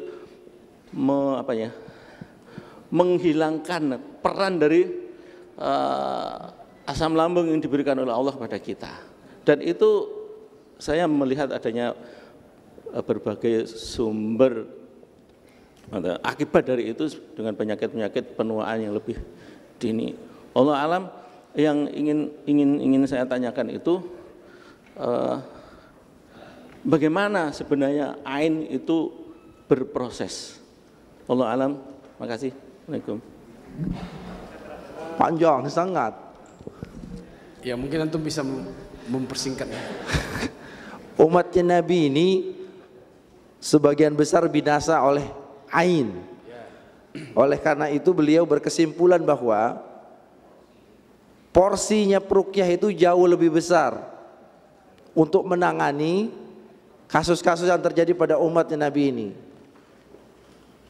Nah, sehingga beliau berkesimpulan batasannya seperti apa ketika ada sebuah kasus atau kasus-kasus tertentu dia harus merujuk ke medis. Padahal track recordnya medis itu justru melakukan tindakan-tindakan yang justru bypass. Bypass itu apa? Bypass itu apa? Oh gampang, mengambil gampangnya saja Ustaz, gitu. Misalkan ada orang tumor tinggal dipotong saja tumornya gitu. Jadi itu kegalauan dari dokter lah, dari seorang dokter. Jadi beliau pinginnya ruqyah itu porsinya jauh lebih besar, tetapi kenapa tadi dari paparan Syekh itu seolah-olah kita harus memberikan porsi juga kepada medis gitu, pada dokter. Ya. Hunaka hadis aktsaru man yamutu min ummati ba'da qada'illahi wa qadarihi bil ain. Sahih? Ya. Idzan yani an-nas matu aktsaruhum bisababil ain. Hadha ka'anna ad-dawr at-tabib aqall min ad-dawr dawr ar-raqi li shifa'il marda. Hadha yani غير يعني غير عادل يعني الراقي أكثر من الطبيب دورا. كيف هذا يعني؟ بعدين wait اوكي عندك سامع. أول شيء يا أخوة يا ريت أنه نقتصر في مسألة السؤال. يعني الآن نجلس ربع ساعة أو 10 دقائق نتكلم بسؤال معين، يعني هذا يذهب علينا الوقت، ونحن الآن في دورة 4 أيام نريد أن نستغل هذه الدورة أكثر استغلال. فنحاول أن نختصر، يعني نختصر السؤال قدر المستطاع. السؤال الأخ أنه حديث ثابت عن صلى الله عليه وسلم يقول أغلب أموات أمتي من الأنفس، وإن العين حق تدخل إنسان القبر وتدخل جمل القدر. فالسؤال سؤال الدكتور يقول إنه هذا غير عادل. أولا لا يمكن ولا بأي حال من الأحوال أن تكون الأحاديث وفهم الأحاديث فيه ذرة من مسألة الشك في العدل، لأن الخالق هو الله سبحانه وتعالى، والأمور بيده سبحانه وتعالى. الآن الحديث هذا يبين للناس أنه أغلب أموات الناس قد يكون بسبب العين. هل هذا يبين أنه لا نترك الدواء ونترك الطبيب؟ ليس المقصود مطلقا بهذا القصد، إنما المقصود أنه الله سبحانه وتعالى والرسول صلى الله عليه وسلم يريد أن يبين أنه كثير من الناس قد يموت بسبب العين، ولذلك احنا مطالبين باتخاذ الأسباب، العلاج بالرقية والعلاج عند الأطباء. وقلنا حتى لو ثبت لي يقينا بأن الشخص يعاني من أثر عين لابد أن يستمر في الرقية ويستمر عند الأطباء. هذه مسألة مهمة جدا أيها الأحبة، يعني لابد أن يعني نتأدب مع الله عز وجل ونتأدب مع سنة المصطفى صلى الله عليه وسلم، ونقول يعني إنه هذا غير عدل، حاشا وكلا. الله سبحانه وتعالى من أسمائه العدل، الحكم العدل، فننتبه لهذه المسألة.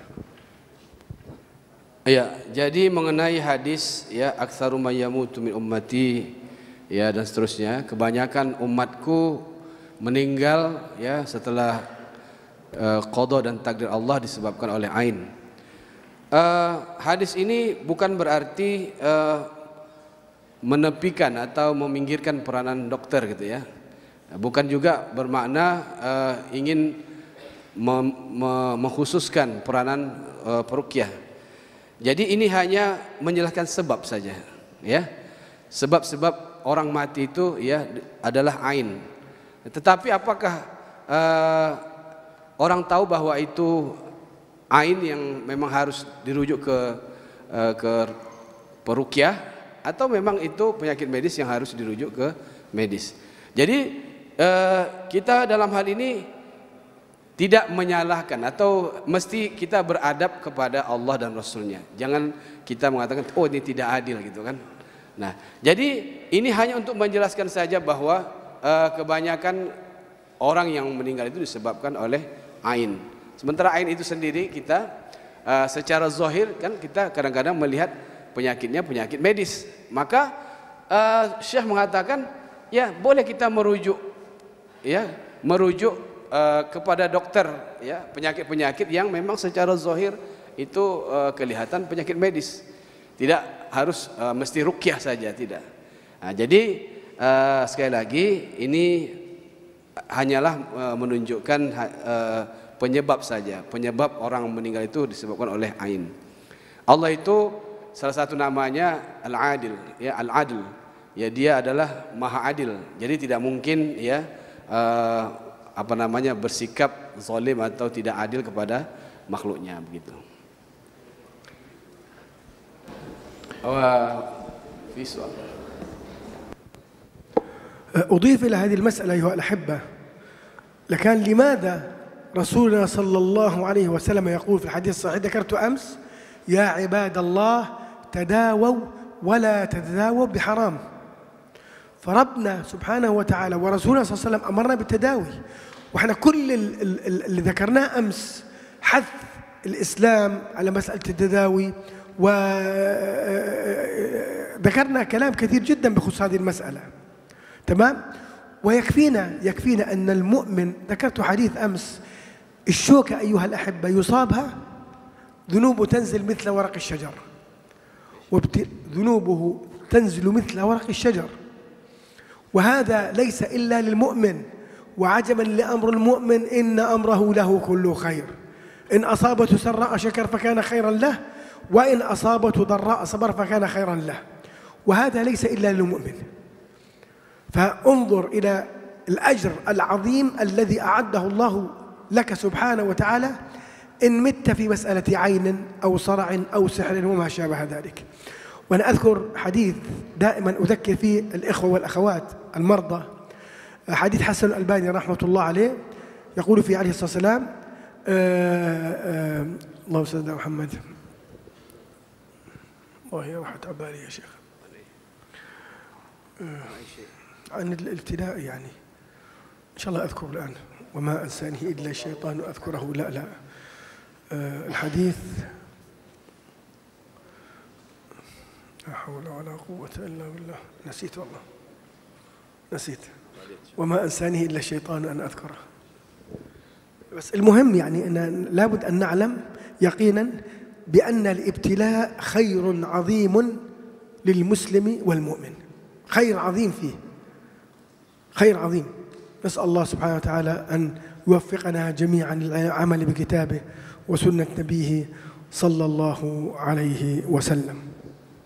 Ya, jadi berkaitan dengan tadi ya, beliau menambahkan bahwa tugas kita sebagai manusia, sebagai hamba Allah adalah menjalani terapi, pengobatan. Beliau mengingatkan kita kembali hadis, ya ibadallah, tadawaw wala tadawaw biharam. Berobatlah kalian, jangan berobat dengan yang haram. Jadi شفتك فتذكرت الحديث. رأيت الشيخ مصدر تذكرت الحديث. حديث حسن الباني رحمة الله عليه: لو علم أهل العافية ما أعده الله سبحانه وتعالى لأهل البلاء يوم القيامة لتمنوا أن قرضوا بالمقاريض. هذا حديث عظيم. لو علمنا الناس اللي صبرت في هذه الدنيا واحتسبت على سحر أو صرع أو حسد أو عين وصبروا واحتسبوا، مثل الصحابية الجليلة أم زفر عندما صبرت واحتسبت قال رسول الله في الجنة. تمنينا إنه لو الناس قرضتنا بمقاريض الحديد في أجسادنا حتى ننال مثل هذا الأجر. قريض أي إزميل الحديد، زي مسمار كبير جدا، إزميل يسمى، أنه ضربونا الناس في أجسادنا حتى ننال مثل هذا الأجر.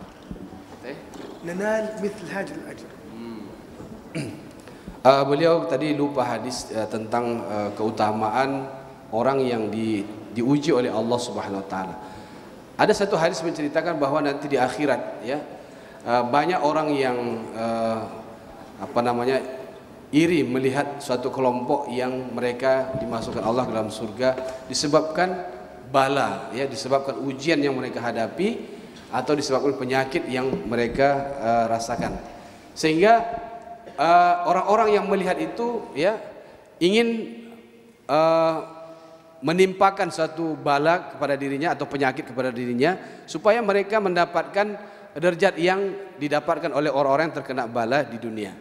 Jadi ketika kita menghadapi suatu musibah, bala, ujian, kemudian kita bersabar ya menghadapinya, maka kita akan mendapatkan pahala yang sangat besar di sisi Allah Subhanahu wa taala. Jadi kembali kepada persoalan tadi ya, beliau mengingatkan kepada kita bahwa kita sebagai seorang mukmin ya, ketika ditimpa oleh penyakit ya, maka tugas kita adalah tadawaw, berobatlah ya, wala tadawaw biharam, jangan berobat dengan cara yang haram. Nah, berobat ini tentu ya, kalau dia penyakit medis tentu ke dokter ya, kalau dia penyakit non medis atau gangguan jin ke peruqyah, atau ruqyah digabungkan dengan terapi medis. Ini seperti yang sudah disampaikan ya, artinya kita tidak boleh memisah-misahkan antara terapi ruqyah dengan medis.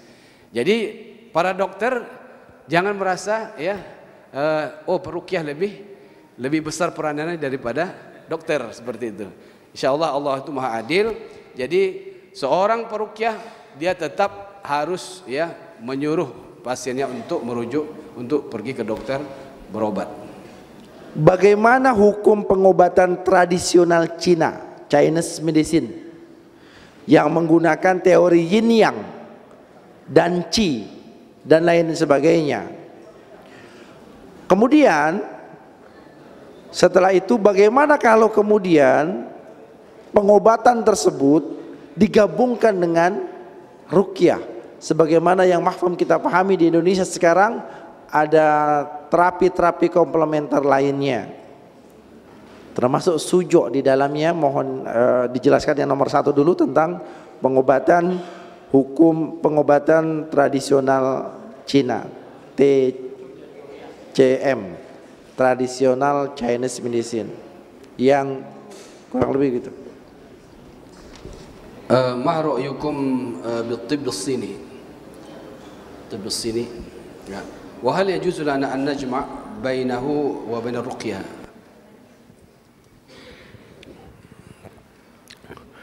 أولا أنا لا أعلم بخصوص مسألة الطب الصيني. إن كنا نعتقد أو نعلم بخصوص الإبر الصينية فهذه العلماء تكلموا فيها وأنها جائزة، هذه تتبع الطب، ليس علاقة للشرع فيها. الآن السؤال لابد أن نبحث ونرى هذه العلوم، العلوم الطبية، هل هي تابعة للطب ونواحي الطب، ونقيم، العلماء يقيموها إن كانت يعني جائزة أو غير جائزة. قلنا الإبر الصينية العلماء حللوها وجائزة وفيها نفع بإذن الله عز وجل، وأنا حقيقة ما أعلم عن الطب الصيني بشكل عام، إنما أعلم عن الإبر الصينية، فإن كانت تابعة للطب وفيها منفعة وفيها فائدة فنعم بها، وإن كان فيها أمور شركية أو كفرية كما في مسائل العلاج بالطاقة والعلاج بالبرمجة العصبية عند ذلك لا يجوز.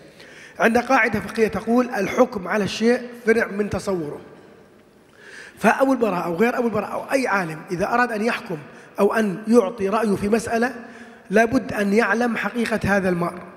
فأنا حقيقة ما أعلم في الطب الصيني، يعني ما عندي، قد يكون إخوة أفاضل دكاترة يعلمون هذا ويعلمون المنهج في هذا، عند ذلك إن كان قلنا يتماشى مع أحكام الشريعة فلا بأس إن شاء الله تعالى.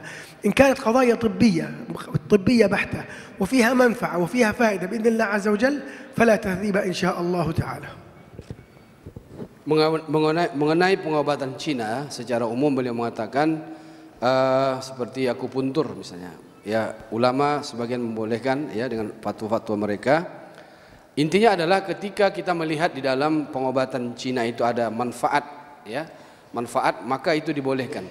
Tapi kalau di dalam cara atau metode pengobatan Cina itu terdapat perkara-perkara syirik seperti menggunakan kekuatan energi dan sebagainya, maka itu tentu ditanyakan kepada ulama, ya.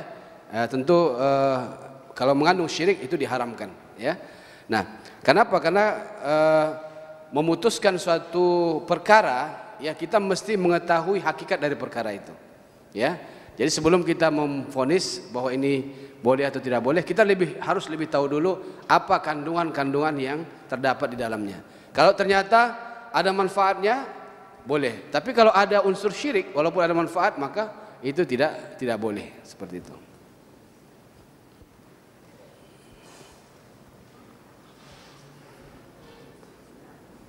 Suma ba'da dzalik,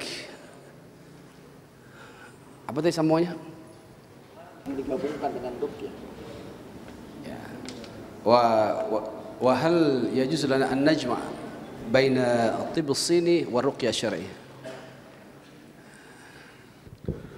الجواب أيها الأحبة كما جمعنا ما بين الطب وما بين الرقية، قلنا إذا كانت مسائل الطب مسائل طبية بحتة ليس لها علاقة في مسائل الكفر والشرك فنعم بها، ما في بأس. إذا كانت علوم طبية يعني تنفع وتفيد المسلمين فلا بأس بذلك إن شاء الله تعالى. Jadi sama seperti pengobatan medis yang lain, ya. Kalau tidak ada unsur-unsur syirik di dalamnya, tidak ada kekufuran, maka boleh kita menggabungkan terapi Cina dengan terapi ruqyah syariah. Saya akan tanya lagi nih, ini pertanyaan terakhir insya Allah, karena kita 21.45 insya Allah istirahat. Ada yang namanya terapi sujok. Ketika seseorang sakit, kemudian bagian tubuhnya, di bagian tubuh tertentu diwarnai dengan warna-warna tertentu yang dipercaya dan diyakini bahwa bisa memberikan efek pengobatan kepada sakit yang diderita oleh orang tersebut. Bagaimana pandangan Syekh terhadap metode terapi seperti ini? Hunaka al-ilaj yusamma al-ilaj bil-alwan al-khassa. Yani masalan law kana wahid indahu marad muayyan فنعالج بلون خاص. كيف رأيكم بهذا؟ أيها الأحبة هذه المسألة لا تتعلق بمسائل الشريعة، هذه المسألة لا تتعلق بمسائل الشريعة، وديدننا وما نقوله دائما بخصوص المسائل الطبية إن كان ثبت نفع هذه الطريقة عند الأخصائيين أطبائنا الأخصائيين أصحاب المنهج القويم وأنها ثبتت تواترا من خلال الأبحاث والدراسات، ثبت أنها لها نفع، فلا تثريب بذلك إن شاء الله. شريطة كما قلنا أن نبتعد عن مسائل الحرام ومسائل المعصية، أن يكون كفر شرك بدعة وهكذا. أما إن كان ثبتت للمتخصصين إخواننا في الطب العضوي وأن لها فعلا أثر بين ملموس محسوس فنعم بها ولا بأس بذلك إن شاء الله تعالى. وعلاج بالألوان هكذا. Jadi intinya beliau tidak membicarakan secara detail ya, tapi beliau menyampaikan secara umum saja. Kalau satu terapi apapun namanya, termasuk terapi warna atau sujud tadi, jika itu memberikan manfaat dan tidak ada unsur ya syirik, unsur maksiat, unsur kufur di dalamnya, maka seperti yang sudah dijelaskan bahwa itu boleh-boleh saja, tidak ada masalah. Tapi kalau ada unsur-unsur syirik yang bisa dibuktikan, bisa ditemukan ya melalui ahli-ahli yang memang mengerti ya apa yang terkandung di dalamnya, tentu ini mesti kita jauhi karena ada unsur-unsur syirik atau kufur.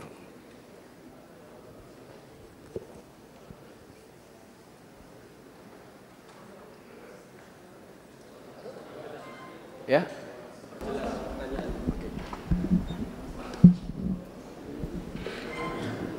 Memperjelas mungkin pertanyaan yang tadi disampaikan oleh Ustaz Firdaus tentang sujud dan sejenisnya. Mungkin bukan tentang mengandung kesyirikan atau tidak mengandung kesyirikannya. Poin yang dibahas adalah adanya asbabul syar'i dan asbabul hissi.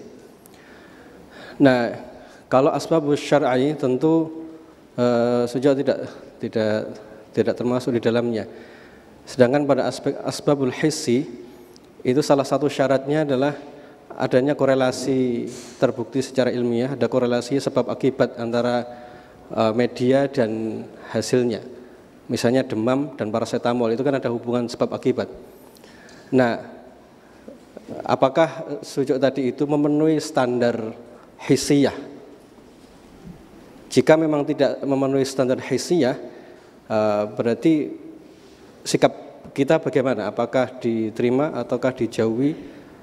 Ataukah memang persyaratan asbab syar'i dan hissi itu mutlak harus ada terlebih dahulu? Faham Ustaz ya?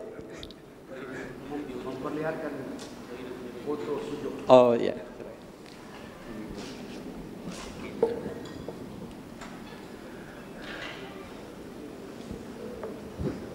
Kalau alimna anna hunaka asbab hissiyah wa syar'iyyah.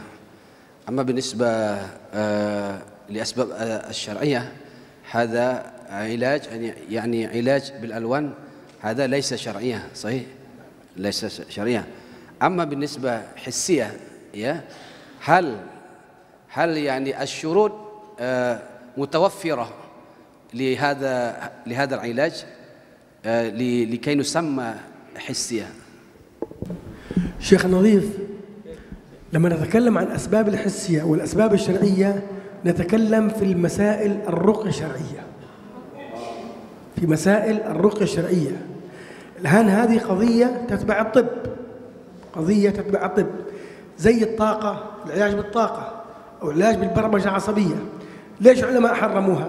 لأنه قلنا في قاعدة فقهية مهمة جدا، الحكم على الشيء فرع من تصوره. العلماء عندما حرموا العلاج بالطاقة والبرمجة العصبية، لماذا حرموا؟ لأنه يتبع أمور تتعلق بالبوذية والعياذ بالله. الآن هذه العلاج بالألوان، ورجاني الشيخ ألوان ورجاني المسألة هذه. قلنا الآن لابد أن نبحث، يعني الأطباء هؤلاء يبحثون هل قضايا علمية بحتة ليس لها علاقة في مسائل قد تكون فيها كفر أو شرك كما ذكرت. فإن كانت علمية ولها نتائج طيبة فلا بأس بذلك إن شاء الله تعالى. أما إن كان فيها ولو أشياء بسيطة جدا تتبع كفر أو شرك وما شابه ذلك، عند ذلك نمنع هذا الأمر. طبعا أكيد لا، ما أتوقع أنها تتعلق في البوذية هذه، ولكن مع ذلك لا زلت أقول الحكم على الشيء فرع من تصوره. عندما طبعا هذا السؤال لن يسأل لي، لا يسأل لعالم، مشان العالم سوف يسأل طبيب متخصص ثقة من الإخوان المسلمين، من الإخوان يعني مش الإخوان المسلمين، لا من المسلمين يعني، بحيث أنه يتبين له هذا الأمر، وبناء على النتائج يتم الحكم من قبل العالم بخصوص هذه المسألة. واضحة جدا هاي.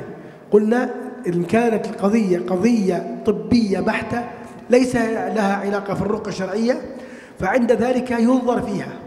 إن كانت أشياء تعتمد على الدراسة والبحث والتحقيق وأبحاث طبية وأنها نافعة بإذن الله عز وجل لا تثريب. أما إن كان بعد الأطباء اطلعوا على هذا الأمر ووجدوا أن فيه علاقة بالعلاقات بالبوذية أو الكفر أو الشرك، عند ذلك يمنع منعا باتا. Jadi kata Syekh, masalah hissiyah dan syariah ini yaitu kaitannya dengan ruqyah. Ya.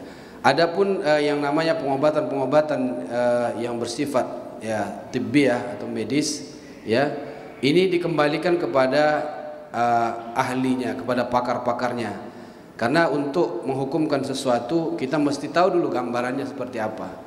Tapi kalau ternyata di dalam sebuah terapi itu ada unsur-unsur kesyirikan, ada unsur-unsur kekufuran, atau ada kaitannya dengan keyakinan-keyakinan agama lain seperti agama Buddha, ya, agama Hindu dan sebagainya, maka tentu ini harus kita jauhi, ya, karena sudah mengandung perkara-perkara syirik atau kufur seperti itu. Jadi intinya yang namanya kalau dia murni pengobatan yang sifatnya medis atau pengobatan secara fisik, kalau ternyata melalui penelitian atau riset seorang ahli itu tidak bertentangan dengan nilai-nilai keislaman, maka boleh dilakukan. Tetapi kalau ada unsur syirik, ada unsur kufur, ada unsur maksiat, atau ada kaitannya dengan agama lain, ya, tentu ini tidak dibolehkan. Seperti itu. Misalnya Reiki. لا لا ريكي هذا ريكي معروف، هذه كلها أشياء كفرية تعتمد على العقائد البوذية والعياذ بالله. ولكن أيها الأحبة، حتى نقرر هذه المسألة، هذه القاعدة تستطيعون من خلالها أن تحكموا أن هذا الأمر جائز أو غير جائز، وهو الحكم على الشيء فرع من تصوره. هي قاعدة فقهية.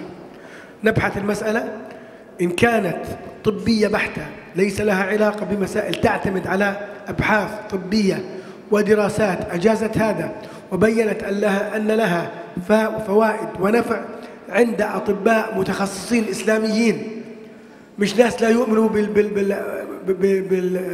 بالعموم، يعني لا يؤمنوا ولا عندهم إيمان ولا عندهم تقوى، فإن ثبت ذلك فنعم به.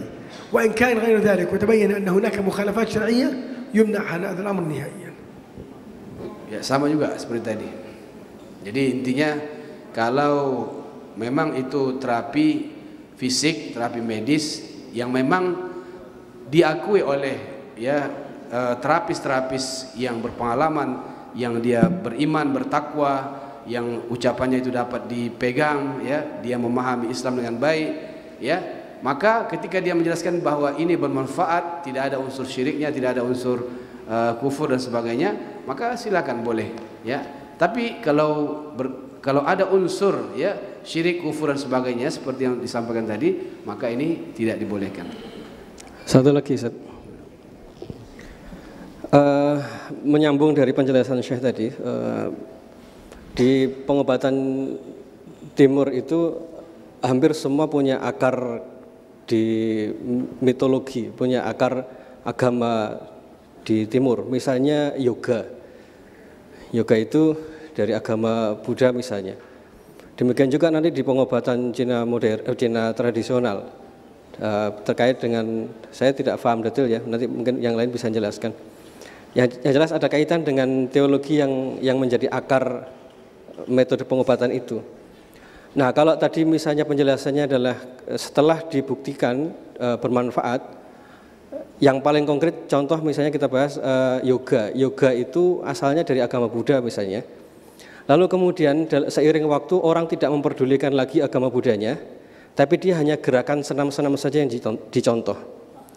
manfaat gerakannya saja. Apakah ini diperbolehkan melakukan gerakannya saja?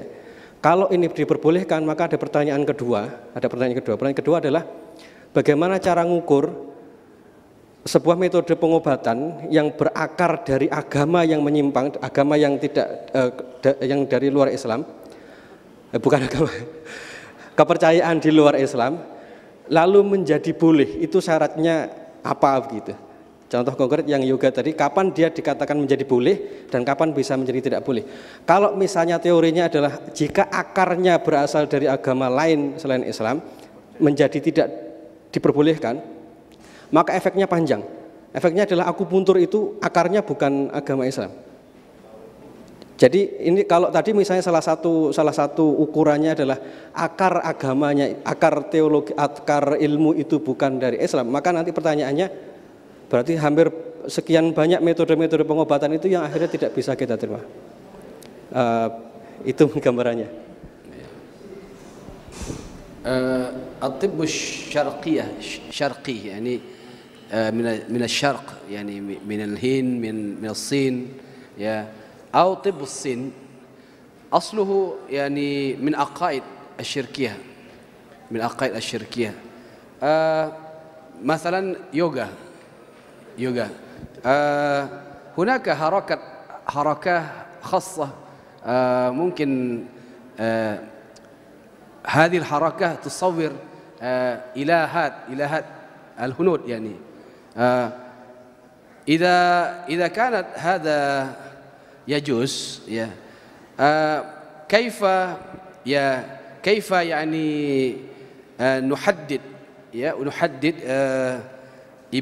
نحدد الشروط أو كيف نتوفر الشروط لإباحته يعني هذا السؤال من شيخ نظيم. قلنا أيها الأحبة مسألة العلاج في الطاقة واليوغا والريكي وكل هذه تكلم عنها العلماء، يعني هؤلاء لما تكلم علماء أغلقوا علينا هذا الباب بالكلية، لأنه هذا في الأصل يعتمد على عقائد بوذية والعياذ بالله. ولذلك احنا ذكرنا في الدورة السابقة، يمكن الشيخ نظيف حضر معنا، وذكرنا كتاب الدكتورة فوز كرد والدكتورة نعم والدكتورة أيضا بنت عبد اللطيف تكلموا في هذه المسألة، فأغلقوا علينا هذا الباب نهائيا لا نفكر فيه.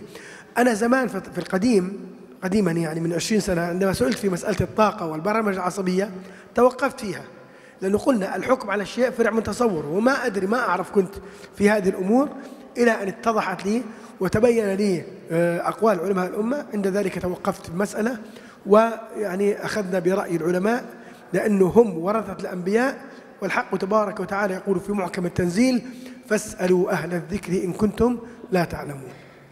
بالنسبة للبرمجة العصبية توقفتم؟ لا، بتكلم عن الطاقة. حتى البرمجة العصبية نعم في بداية توقفت، عندما آخر شيء أفتى العلماء فيها وقالوا أنها لا تجوز. الشيخ الفوزان تكلم فيها وقال لا تأتي بخير. لا يجوز. نعم لا تجوز.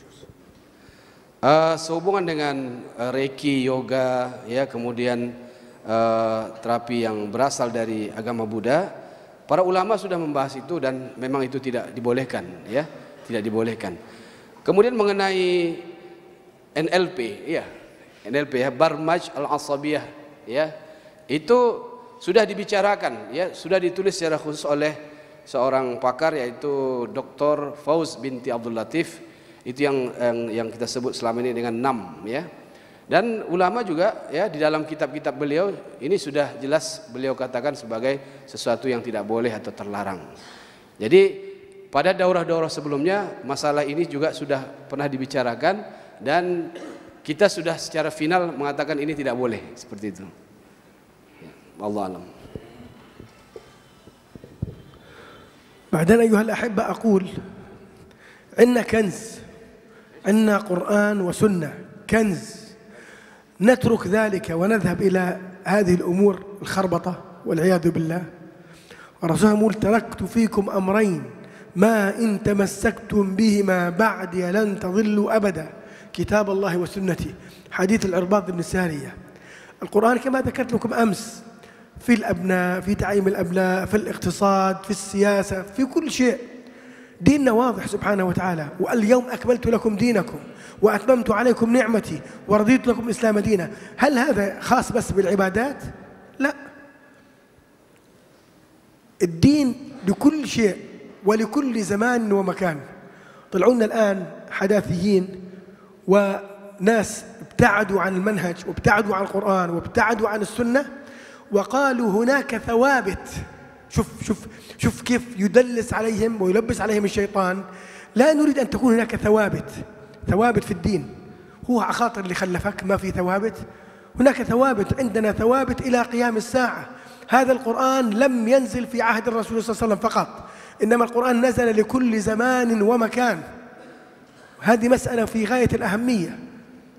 بقول لك الآن القرآن ينفع، والله إنسان يتكلموا هذا الكلام حداثيين وعلمانيين، يقول لك القرآن نزل فقط لعهد الرسول صلى الله عليه وسلم، ينفع لعهد الرسول صلى الله عليه وسلم، وأما بعد ذلك فلا. هذا كلام. ربنا حفظ هذا القرآن وهو إلى قيام الساعة، أحكام وكل شيء فيه إلى قيام الساعة إلا أن يرفع من الصدور بإذن الله عز وجل. Syekh, kita ingin menegaskan kembali bahwa ya kita sudah ada Al-Quran dan Sunnah. Ya, Al-Quran dan Sunnah ini adalah perbendaharaan yang sangat berharga, mengandung banyak ya sesuatu yang baik untuk kita gunakan. Ya, di dalam Al-Quran dan Sunnah ada masalah-masalah seluruh aspek kehidupan, ada politik, ada pendidikan, ada ekonomi, ada semuanya.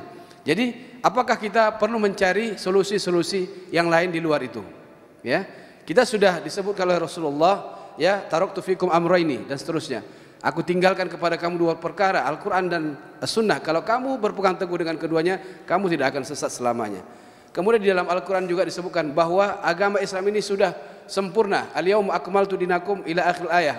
Ya, bahwa hari ini sudah kusempurnakan agamamu untuk kamu. Jadi oleh karena itu tidak perlu kita mencari solusi-solusi di luar Islam. Cukup apa yang disampaikan oleh Al-Quran dan Sunnah itu kita jadikan sebagai pedoman. Jadi kesimpulannya adalah bahwa Al-Quran dan Sunnah ini adalah sawabit ila qiyamis sah. Ini adalah sesuatu yang terus ya permanen, tidak berubah sampai hari kiamat. Walaupun ada orang mengatakan bahwa perkara ini hanya berlaku di zaman Rasulullah, terus zaman sekarang tidak perlu lagi, tidak berlaku lagi.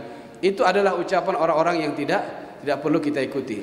Ya, jadi kita berkeyakinan bahwa Al-Quran dan Sunnah tetap bermanfaat, memberikan solusi kepada kita sampai kiamat, insyaallah. Khalas. Alhamdulillah. Mungkin ada kata penutup dari Syekh untuk sesi malam hari ini dan informasi untuk sesi besok apa yang akan dibahas dan perlu dipersiapkan. Qabla al-ikhtitam, hal indakum nasaih atau irsyadat? Qasir.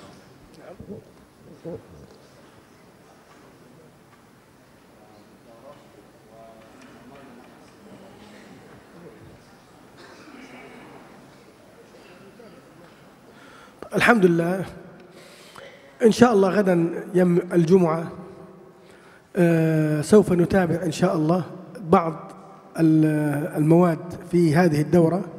طبعا سوف أختار الشيء الذي يهمنا، وأما باقي الأمور إن شاء الله هي مكتوبة عندكم في المختصر في المطبوع، فقلت ترجعون له تقرؤونه، وإن كان هناك أي استفسارات أو أي تساؤلات أو أي إيضاحات تريدون إيضاحها نناقشها إن شاء الله غدا قبل يعني في الفترة الليلية.